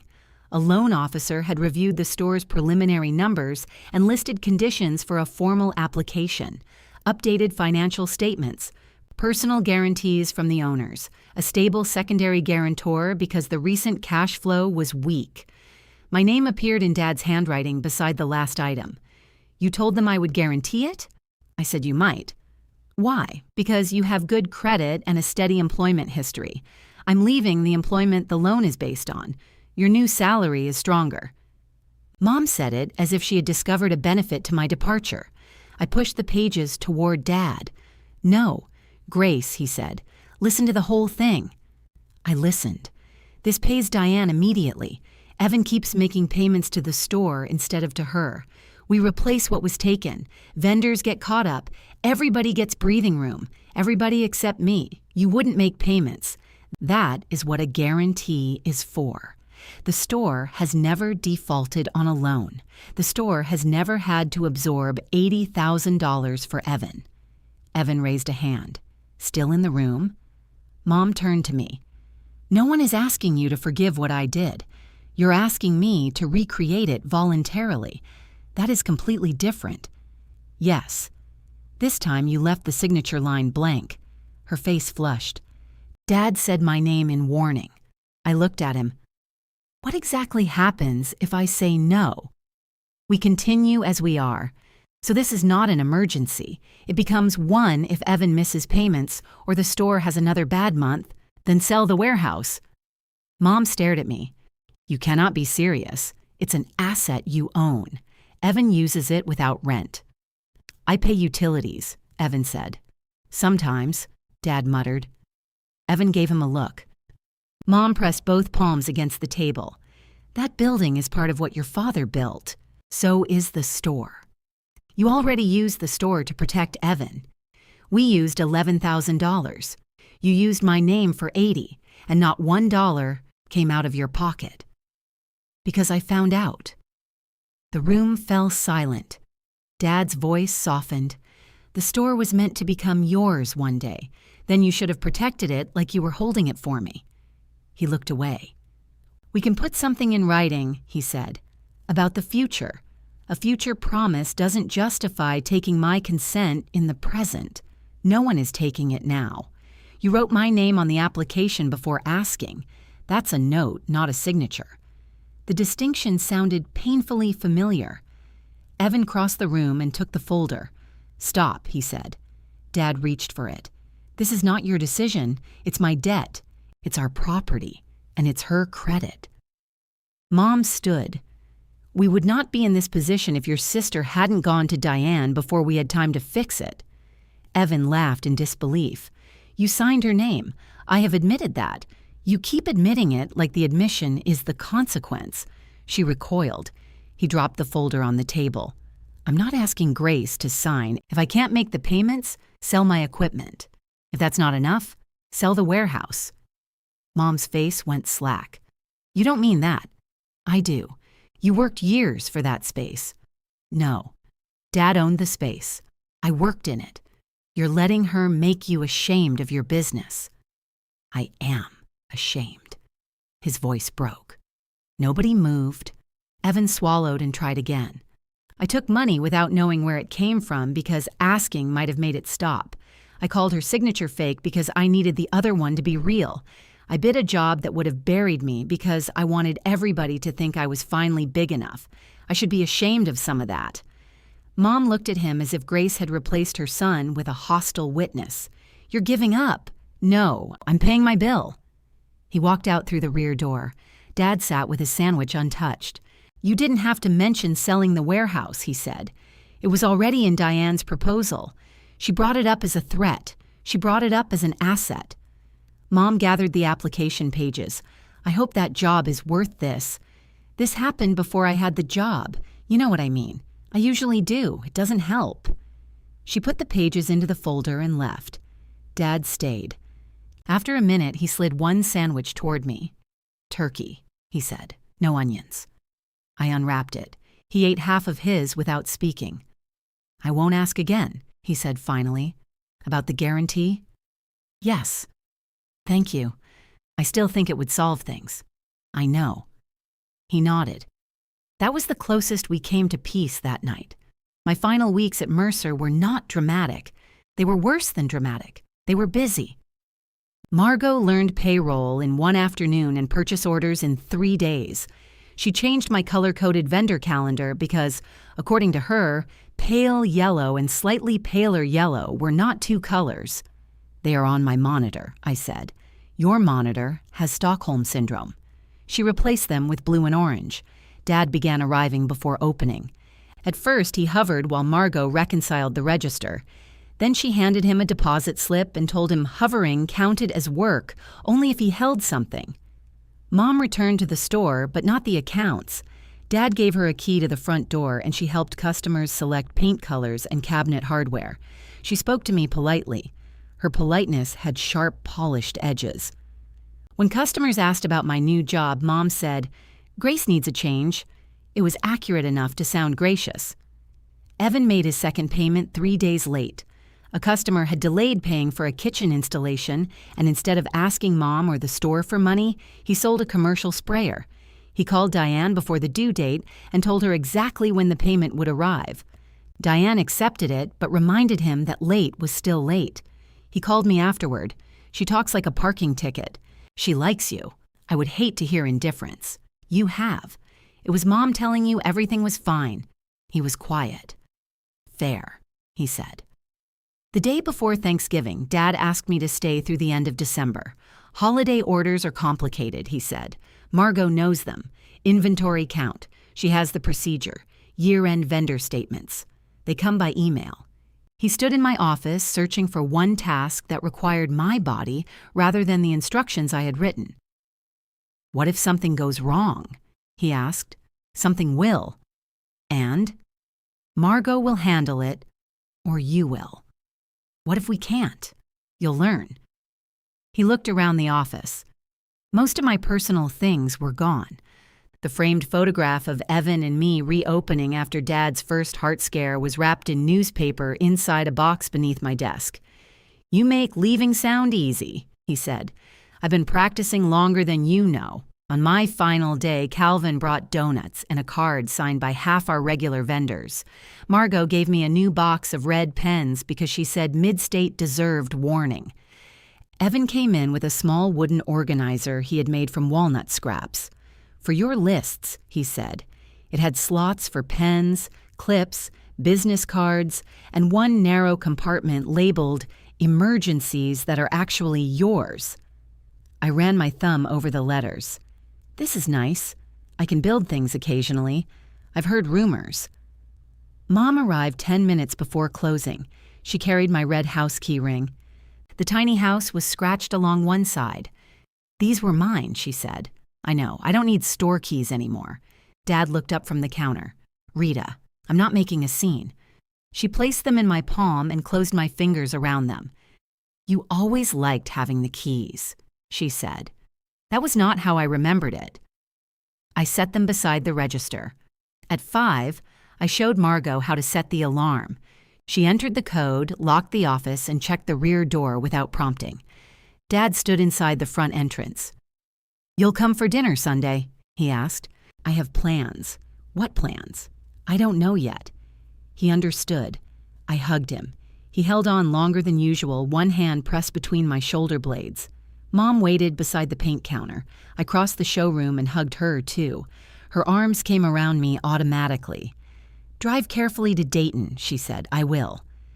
Margot opened the front door. I stepped onto the sidewalk carrying my box, the walnut organizer, and the photograph of the life I had once mistaken for permanence. Behind me, Margot locked the door. The store stayed standing. At Mid-State, no one gave me a key. They gave me a badge. It was white plastic with my photograph, my name, and a blue stripe that opened 3 doors but not the warehouse cage or finance office. Access depended on the job I was doing, not whether someone trusted me as a daughter. I stood beside the scanner on my first morning, tapping the badge twice because I expected the door to require persuasion. Noreen watched me. It turns green the first time. I like confirmation. It beeps. I don't trust cheerful sounds from equipment. She walked me to a workstation overlooking the distribution floor. My walnut organizer fit beside the monitor. The red pens Margot gave me filled one compartment. I placed Evan's photograph in the bottom drawer instead of on the desk. By 9, I had met 12 people and remembered 7 names. By 10, a member store in Lima was missing furnace parts. A truck bound for Cincinnati had been loaded in the wrong order, and Ferguson Lumber had finally answered an email only to dispute every quantity in it. I relaxed. Problems I understood. I began redirecting a truck before Noreen stopped beside my desk. "Who did you assign Lima to? I can handle it. That is not a person's name." I was going to call the carrier, confirm the pallet, and reroute it through. "Raphael coordinates emergency transfers. I can do it faster." "Probably." She waited. I looked across the office at a man with a shaved head and green suspenders. Raphael was already on the phone, one hand raised toward me. "Noreen told me," he called. "I'm doing Lima." I lowered my receiver. "What do I do?" I asked. "Your job." I thought that was my job. "Your job is making sure Raphael has what he needs, not becoming Raphael." She walked away. At Mercer, competence meant no one had to notice a problem existed. At Mid-State, competence apparently involved allowing other adults to participate. It felt inefficient for almost an hour. At lunch, my phone showed 3 missed calls from the store, all from Dad. I carried it into the hall before calling back. "Margot can't find the Randall rebate forms," he said without saying hello. "Vendor binder, second section. They aren't there. Blue tab. The tabs are alphabetical. Margot changed them? She said colors aren't a filing system. She has strong opinions." "Grace, did you ask her?" A pause. "No. Ask Margot. I'm asking you. I don't work there." The sentence came out more sharply than I intended. Dad went quiet. "The forms are probably in her pending tray," I added. She was submitting them electronically. "All right. Anything else?" "The register was $12 short Saturday. Did you recount?" "Yes. Did you check the coupon envelope?" Another pause. "No. Ask Margot." He sighed. "How's the new job?"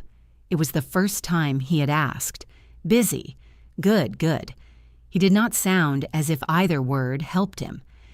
When I returned to my desk, I had a message from Margot. Found forms, found $12. Your father keeps calling you instead of turning his head 6 inches. I wrote back, train him. She replied, does this position include hazard pay? By the end of my first week, Dad had stopped calling during business hours. He began texting photographs of things instead. Is this the furnace reorder report? A picture of the furnace reorder report. Where does Margot keep vendor credits? A picture showing a drawer labeled vendor credits.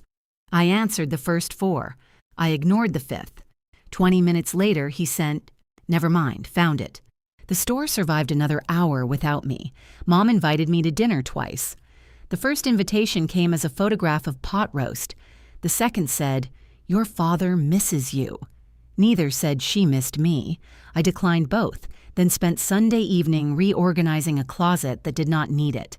The quiet I had wanted felt different when I was inside it. Freedom had too much room at first. Evan called at 9. Are you doing something exciting? Closet? That bad? I found 6 black sweaters. You wear black. I don't need 6 versions of the same regret. He laughed, but his voice was strained. What happened? I asked. Nothing. Your nothing has an overdraft fee. He exhaled. The dental office had refused final payment until he replaced 2 cabinet doors damaged by a leaking pipe. The leak was not his fault, but proving that would take longer than remaking the doors. Another customer had pushed payment to January. How much do you have for Diane? I asked. $900. The payment is Friday. I know. What can you collect? Not enough. What can you sell? Not much without turning the shop into a room with extension cords. I sat on the edge of my bed. Have you called her? I wanted to call you first. Why? I don't know. Old habits. The honesty sat between us. Call Diane, I said. You think she'll give me time? I think she'll be angrier if Friday arrives before the truth. That sounds familiar. I've become repetitive. He was quiet. Mom offered me money, he said. From where? Her personal account. I said no. Did Dad know? I didn't ask. Evan. Right. Questions. I told her I wouldn't take anything unless Dad was sitting there and agreed. She said I was letting you turn me against her. What did you say? That you didn't have to work very hard. I closed my eyes. You can love her and still refuse the money. I know. I'm beginning to think those 2 things are the entire family curriculum. He called Diane. She accepted the $900 as a partial payment, but counted the month as missed. She gave him until the next due date to bring the schedule current. If he could not, she wanted the warehouse listed for sale. Dad called me after Evan told him. Can you come over? He asked. To the store? Home. Is Mom there? It's her home, too. That wasn't my question. Yes, she's here. I'm not negotiating Evan's debt. I'm asking you to help us understand the numbers. You have his proposal. Things changed. Things always change. Dad's voice cracked at the edge. Please, Grace. I went. Mom had spread financial statements across the kitchen table where the forged loan had been exposed. The lemon bowl in the center had been replaced by a poinsettia. She did not hug me. I made coffee, she said. It was 8 at night. No thanks. Evan sat beside Dad. He looked exhausted, sawdust clinging to the sleeve of his jacket. Dad had obtained an estimate from a commercial broker. The warehouse could sell for enough to repay Diane, restore the store's missing cash, cover selling costs, and leave a modest amount for repairs to the main building. Mom tapped the estimate. This is based on nothing. He walked through for 15 minutes. He compared other industrial properties, Dad said. He called the loading doors outdated. They are. You installed them. In 1998. They work. Evan rubbed his eyes. The doors are not the issue. The issue is everyone deciding to sell property because one customer's pipe leaked, Mom said. The pipe didn't create the debt, I said. Her gaze snapped toward me. You have not been here. I know when the loan was signed. We were making progress. Evan sold equipment to make the first payment and made less than half of the second. I have 2 jobs in January, Evan said, but I need cash now. Dad turned the estimate around. The broker thinks we should list in February." "No," Mom said. "We can't carry the building and the store if Evan's shop isn't producing enough. He needs time." "He's had time. You never believed in him." Dad stared at her. "I gave him a warehouse for 7 years. You charged him utilities." "Sometimes," Evan said. Mom ignored him. "If you sell, he loses everything he has built." "I'm already losing it," Evan said. She turned. "Do not say that. It's true, because your sister convinced you the business is failing. My bank account convinced me. You had the hotel project until she made you afraid of it. The contractor chose someone else. Because you changed the bid. Because the bid lost money. According to Grace. According to subtraction." Mom looked at me with open fury. There had been a time when that look would have sent me searching for a softer version of the truth. I sat still. Dad pointed to another page. "The bank won't offer the refinance without an additional guarantor. Grace said no. That option is done." Mom's mouth tightened at the reminder. "We could use the house," she said. Dad shook his head. "No. We have equity. I am not putting our home behind Evan's loan." "But you'll sell his livelihood?" "The warehouse is not his livelihood if it costs more than it earns." Evan flinched. Dad saw it. His voice softened. "I'm sorry." "No," Evan said. "You're right." Mom reached for him. "You don't have to agree just because Grace is here." "I'm not agreeing with Grace. I'm agreeing with the numbers." She withdrew her hand. Evan took a folded sheet from his jacket. It was a job offer from Northridge Millwork, the larger shop that had won the hotel contract. Their foreman had seen Evan's installation work at the dental office and offered him a salaried lead installer position. "It has insurance," he said. "Steady hours. I can keep small custom jobs on weekends until the warehouse sells." Mom looked at the paper as if it were an obituary. "You're going to work for the people who took your contract? They didn't take it. They bid better. You're Mercer Custom Cabinetry. I'm Evan." The room went very still. He placed the offer beside the warehouse estimate. "I'm taking the job." Mom stood so quickly her chair struck the wall. "You all planned this." "No," Dad said. "You met without me. You changed passwords. You brought brokers through our property. Now he has another job and Grace gets to sit there pretending none of it was her idea." "It wasn't," I said. "You wanted the warehouse sold. I said it was an option. You refused to save it. There was no answer she would accept, so I gave her none." Dad picked up the broker's listing agreement. "We both have to sign." Mom folded her arms. "I won't. Then we use the house." Her face changed. Dad's voice remained quiet. "I will not close the store. I will not ask Grace again. I will not take more from Diane. Those are the choices left. You're choosing them over me." "No, Rita, I'm choosing with you or without your help, but I'm done pretending we have choices we don't." He placed a pen on the table. Mom looked at each of us. Then she sat. Her hand shook as she signed. The letters were rounded and elegant, every loop familiar. She pushed the agreement away and looked directly at me. "I hope you're happy." I looked at her signature beneath Dad's. "No," I said, "but at least that one is yours." Mom left the kitchen before the ink dried. Dad watched her go but did not follow. The listing agreement sat between us with both their names at the bottom. Evan folded his job offer and returned it to his jacket. I expected somebody to say the decision was made. Instead, Dad gathered the coffee cups and carried them to the sink. "Broker comes Tuesday," he said. Mom had left her cup full. He poured it out. Evan drove me home. His truck smelled of sawdust, fast food wrappers, and the pine air freshener Mom put in his Christmas stocking every year. "She's going to hate me," he said. "She doesn't hate you." She looked at my job offer like I joined the enemy. "She'll find a way to describe it as temporary. I signed an employment contract. She has experience with signatures." He gave me a tired look. "Too soon? For me, maybe. For you, probably not." He parked outside my building but left the engine running. "You weren't happy," he said. "At dinner?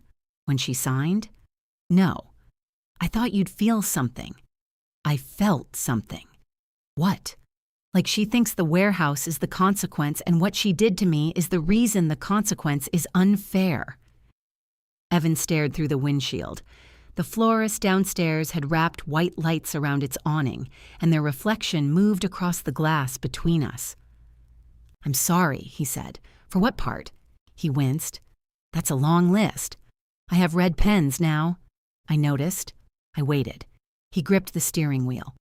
"I'm sorry I knew something didn't make sense and chose the version that made my life easier." That was more than he had said before. It was also not everything. "Thank you," I said. He nodded. We sat there until the truck heater became unbearable. Then I took my bag and went upstairs. At mid-state, December moved through pallets of furnace filters, emergency salt orders, and member stores trying to disguise bad forecasts as optimism. Noreen gave me responsibility in pieces. First regional delivery schedules, then vendor performance, then the inventory transfers between 12 stores that treated their stockrooms like private countries. I wrote procedures. Raphael edited them with comments such as, "Human beings do not speak this way in grace. This sentence has 4 semicolons." I deleted 2 semicolons. The first time a truck missed a transfer window, I started calling carriers myself. Noreen appeared beside my desk without a coat. "Who owns this?" "Raphael." "Then why are you wearing your coat?" "I was going to the warehouse." "Are you Raphael?" "No." "Did he ask you to help?" "No." "Take off your coat. You manage through repetition. So do smoke alarms." I sat down. Raphael rerouted the truck without me. The shipment arrived 40 minutes late, nobody died, and I discovered that being unnecessary to a particular problem did not make me unnecessary as a person. It was an embarrassingly late lesson. Dad stopped sending photographs of forms. His texts became shorter and stranger. "Margot says we need a second scanner. Do we?" "She already ordered it." "Good." He sent that exchange in 3 messages over an hour. The store reduced its weekday hours after Christmas. Dad had resisted until Margot showed him that the last hour cost more in wages and utilities than it produced in sales. They began closing at 6 instead of 7 and eliminated Sundays entirely. For 32 years, Mercer Home Supply had opened on Sundays from 10 to 3. Dad called the decision temporary. Margot printed new hours on the front door without the word. Mom blamed my departure. Dad told her the numbers had been bad before I left. I knew this because he told me, not because she did. Mom had stopped calling. She still sent messages in the family group thread, weather warnings, recipes, reminders about Dad's cardiology appointment, but directed none of them to me. I did not leave the thread. I also did not answer. Evan began at North Ridge the second week of December. His first morning, he called me from their parking lot. "There are 23 people here. That sounds like employment. They have a human resources department. Try not to frighten them. They gave me a handbook. Did you read it?" "I called you." "Read the handbook." He called after his first paycheck, too. "Taxes are depressing. You paid taxes before. I paid estimated taxes." They felt theoretical. Northridge sent him to install reception cabinetry at the hotel he had wanted to build. He expected humiliation. Instead, the shop's project manager asked his opinion on a difficult corner, used his solution, and thanked him before lunch. "They're good," he admitted when we met for coffee. "That must be hard." "It is." I was prepared to resent them. You can still resent their parking lot. It's terrible. His salary did not erase the debt, but it changed the rhythm of his life. He knew what would arrive every other Friday. He stopped checking his account at midnight. He made January's payment to Diane in full and on time, though the December shortage remained. The warehouse still had to be sold. The broker placed a sign near the rear driveway.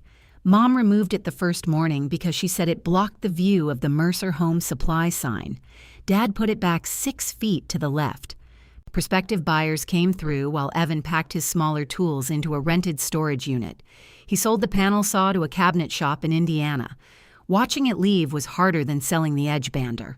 The buyer's crew spent 2 hours disconnecting the power and easing the machine through the center loading door. Evan stood with his hands in his coat pockets. "You want to go inside?" I asked. "No." The saw crossed the threshold on steel rollers. "You can hate this," I said. "Mom says I gave up. Mom says grief is evidence you chose wrong." He watched the truck straps tighten. I thought having that machine meant I was serious. You built good cabinets before it. I built slower cabinets. The cabinets didn't know. He smiled slightly. When the truck left, a clean rectangle remained on the concrete where the machine had protected the floor from dust. Evan went back inside and swept around it. I helped at the warehouse twice, both times because he asked, and both times on Saturdays I chose. We sorted clamps, hardware, finish cans, and scraps of wood he had been saving for projects that existed only as pencil marks. On the second Saturday, Mom arrived with empty boxes. She had not spoken to me in 6 weeks. "I'm taking the office things," she said. "What office things?" "The coffee maker, the framed licenses, your father's old desk lamp. They're Evan's. I bought the coffee maker." Evan appeared from behind a rack. "Take the coffee maker. It was expensive. It leaks. Because you don't clean it." She boxed it anyway. I returned to sorting hinges. Mom wrapped the desk lamp in newspaper, then looked at me. "How is Dayton?" "Still there. Your father says you like the job." "I do." "That's good." Her tone made it unclear whether it was. She picked up a framed photograph of Mercer Custom Cabinetry's opening day. Dad and Mom stood on either side of Evan beneath a banner I had hung crooked. I was not in the picture, because I had taken it. Mom wiped dust from the glass. "We were so proud," she said. "I remember. You act as if we spoiled him, but we believed in both of you. I put a handful of hinges into a bin. You believed Evan could become something. You believed I could handle things. That is not an insult. It wasn't supposed to be." She set the photograph in her box. "Your brother had confidence issues. He had his name on a warehouse. You had the store. I had a job. You know it was more than that. I know you expected it to be more whenever you needed something." Evan came closer, but did not interrupt. Mom's face tightened. "I came for a coffee maker. I'm not doing this. Okay." She lifted the box. At the door, she turned to Evan. "Dinner tomorrow? I'm working a weekend install." "Of course." Her eyes moved to me, waiting. I did not fill the silence. She carried the box out. Evan watched through the loading door until her car disappeared. "She wanted you to come," he said. "She could have asked. You know she can't. I know she won't. In January, an HVAC distributor offered less for the warehouse than the broker's estimate, but enough to clear Diane's remaining principal, reimburse the store, and pay overdue repairs on the main building. Dad countered. The buyer increased the offer slightly and agreed to give Evan 60 days to vacate. Mom refused it for a week. She inspected every comparable property the broker sent and found reasons they were different. One had fewer parking spaces. Another had no storefront nearby. A third was in a town she described as barely a place. Dad did not ask me to persuade her. That mattered. He negotiated with his wife himself. They accepted the offer on a Thursday afternoon. Dad called me after closing the store. "It's done," he said. "The sale?" "The contract. Closing is March 7th if inspection is clean. How do you feel?" He was quiet long enough that I checked the call. "Old," he said. "You're 71. That is not helpful. You taught me accuracy." He laughed once. "We're fixing the main roof after closing. Margot wants to reduce hardware inventory. She's probably right. She usually is. You sound surprised. I'm adjusting." He told me the store would remain open, smaller than before. He and Mom had delayed retirement plans, but the sale meant they would keep their house and eliminate the debts that had been draining the business. Mom still helped on the floor twice a week. She and Margot had developed a careful alliance based on cabinet hardware and not discussing money. "Your mother misses you," Dad said. "She has my number. She thinks you want space." "I do. That sounds complicated." "It is. He did not ask me to make it simpler." In February, Noreen recommended a neighborhood 20 minutes from Midstate, where several small houses rented for less than my apartment, plus the cost of commuting. I toured one with green shutters, uneven kitchen cabinets, and a narrow yard bordered by mature maples. The owner handed me an application. At the signature line, I paused. Not because I was afraid to sign, because the blank space belonged completely to me and I was not used to that feeling. I took the application home. Evan came by that evening to return a drill I had forgotten in his truck. He noticed the rental brochure on my table. "You're moving?" "Maybe." "Near Dayton?" 20 minutes from work. That's farther from here. That is how geography works. He wandered into the living room while I made coffee. The framed photograph of us reopening Mercer after Dad's first heart scare rested inside an open moving box with books and 2 black sweaters. He picked it up. "You packed this before you left the store. I packed everything before I left. You didn't put it back out." "I haven't decided where it goes." He studied the photograph. We were younger, standing beneath the Mercer sign. Evan had one arm around me. I looked exhausted and happy. "I miss her," he said. "Who?" "You. I'm standing in the kitchen. That version." I poured coffee into 2 mugs. She was tired. She liked me. She still does. Not the same way. No. His mouth tightened. "I was awful to you at dinner." "Which dinner?" "There are several contenders." "The loan dinner." I looked at your actual signature and called it fake because the fake one kept my business alive. You didn't know Mom signed it. I knew you hadn't spoken to me. I knew you looked shocked. I chose not to know for about 5 full minutes. I leaned against the counter. "Those 5 minutes mattered," I said. "I know." He set the photograph back in the box instead of placing it on a shelf. The warehouse sale closed on March 7th. Diane received full repayment. The store received the diverted money. Evan used his remaining share from equipment sales to clear his suppliers and subcontractors. There was no triumphant amount left over. Everyone ended with less debt and fewer illusions. That evening, Dad called. "The buyer takes possession Monday," he said. "Can you meet me at the warehouse tomorrow morning?" "For what?" "I want to see it empty. You can see it empty without me." "I know." His voice was steady, but there was something underneath it. "Your mother coming?" I asked. "No. Evan. Maybe later." I looked at the unsigned rental application on my table. "What time?" 9. When I arrived, Dad stood alone inside the center loading door. The warehouse behind him was almost bare, every machine and rack gone, pale rectangles marking where Evan's business had once been. He held the blue document envelope from Diane. "There's something I need to say," he told me, "before this building belongs to someone else." I stepped inside. Our voices came back from the metal walls with a faint echo. "It already belongs to someone else," I said. "Technically Monday. Then you have 48 hours to become sentimental." Dad looked around. The warehouse had never seemed large when it was full of machines. Empty. It could have held several versions of our family without making them speak to one another. He walked toward the pale rectangle where the panel saw had stood. "I used to come back here when Evan was working," he said. "He'd show me whatever he was building, even when I didn't understand why a cabinet needed 6 kinds of hinges. There are reasons. I never remembered them." You nodded convincingly. He needed that. Dad ran the toe of his boot along a line of sawdust the broom had missed. "You didn't," he said. "Didn't what?" "Need me to nod." I waited. He looked down at the blue envelope. "I always thought you knew I was proud of you. I knew. But I used that as an excuse not to say much. Evan needed encouragement. Your mother needed reassurance. You needed—" He stopped. "What?"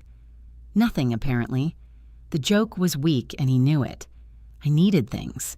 "Yes." Dad's fingers pressed a crease into the envelope. "When you came back after that first heart episode, I told myself you were choosing the store. Every month you stayed made it easier to believe. Then when I was well enough that you could leave, something else was happening. Christmas inventory, your mother's vertigo, Evan losing a subcontractor. I kept thinking we'd get through the next thing and talk. We never talked. No. You gave my old job away. I remember. You said it was so I wouldn't feel rushed. I remember that, too. Did you believe it? He considered the question. I believed it enough to say it. The answer was painfully honest. Cold air moved beneath the loading door. Dad buttoned his coat, correctly this time. I liked having you there, he said. You made the store feel safe. Bills got paid. Customers came back. If I forgot something, you remembered. I called you strong because it sounded better than saying I had arranged my life around the daughter least likely to let me fall. I looked toward the loading dock. The brick store was visible through the high windows. Mercer Home Supply appeared backward from inside the warehouse. Mom signed the loan, I said. I know. You didn't know she would do that. No, I'm not making you responsible for choosing the pen. I'm responsible for making your consent feel optional long before she copied your name. The words landed quietly. Dad's eyes were wet, but he did not look away. When I asked you to sign the new guarantee, I knew what had happened.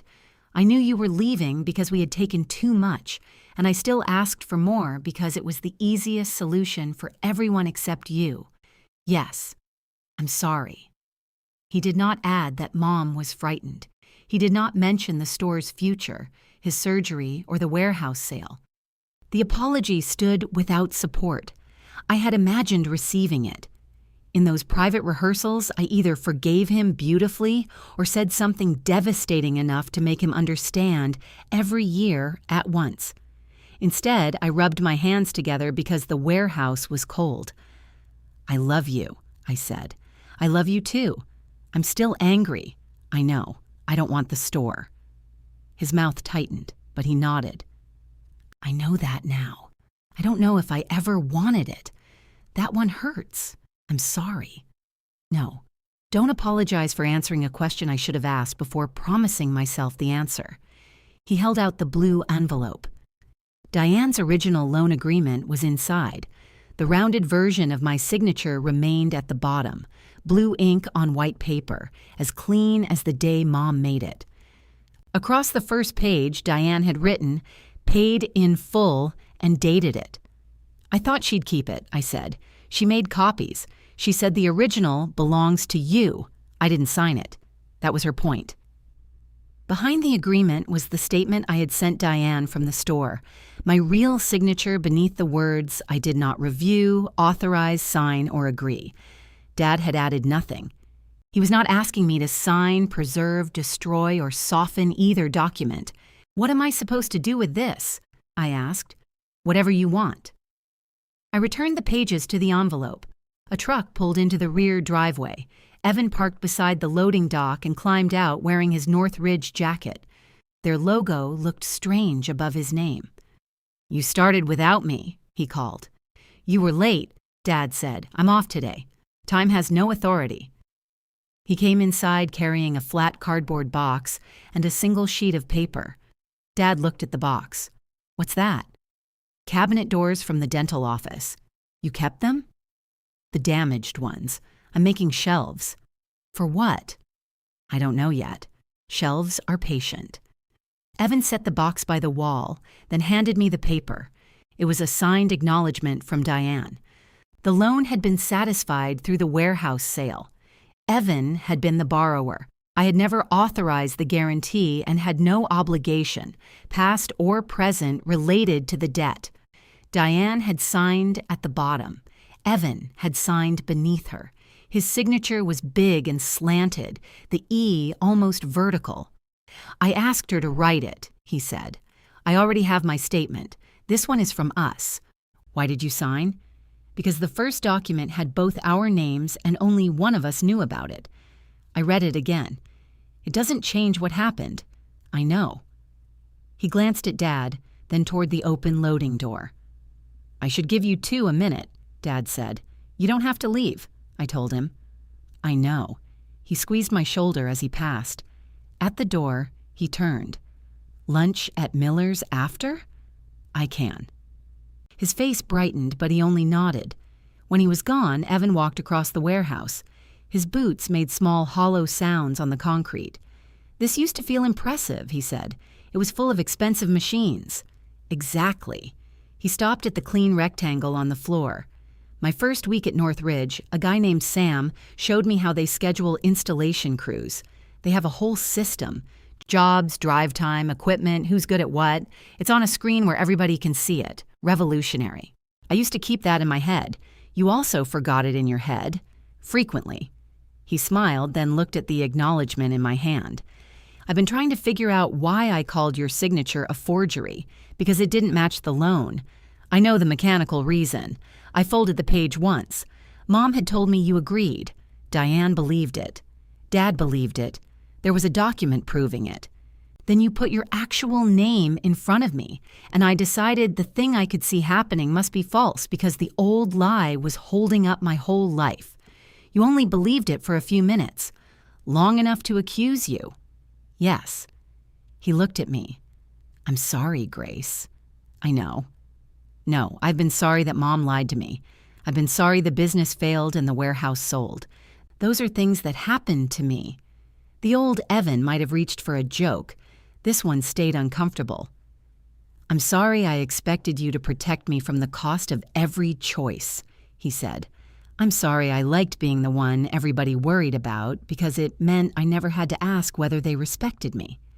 And I'm sorry I treated your life like the emergency fund." The warehouse echoed the last words faintly. I looked at my brother in his new jacket, standing where his old business had been. "I didn't always respect you," I said. He nodded. "Fair. I loved you. I helped you. But sometimes I expected you to fail before you did. Also fair. You could feel that. All the time. I'm sorry for that." He rubbed the back of his neck. "Are we apologizing too efficiently?" "This feels suspicious. We have lunch reservations. Dad said Miller's. They don't take reservations. Then we're racing the church crowd." He laughed. I put Diane's acknowledgement into the blue envelope. "I don't know what we're like now," I said. "Neither do I. I'm not going back to how we were. I don't want you to." That was the right answer, which did not make everything repaired. It made repair possible. Evan picked up the box of cabinet doors. "You want shelves? Not made from evidence of plumbing damage. They're maple. I'll think about it. Grace language for no. I'm developing new language." We left the warehouse together. Dad waited at Miller's in a booth with 3 waters and a basket of fries he claimed had arrived by mistake. We ate lunch without discussing the loan. Dad complained that Margot had removed a display of discontinued shower heads. Evan described North Ridge's terrible parking lot. I told them Raphael had declared war on semicolons. It was ordinary, but not restored. Restored would have meant returning to the shape that broke us. This was smaller and less certain. It was also real. Mom's letter arrived 4 days later. Her handwriting covered 9 pages of cream stationery.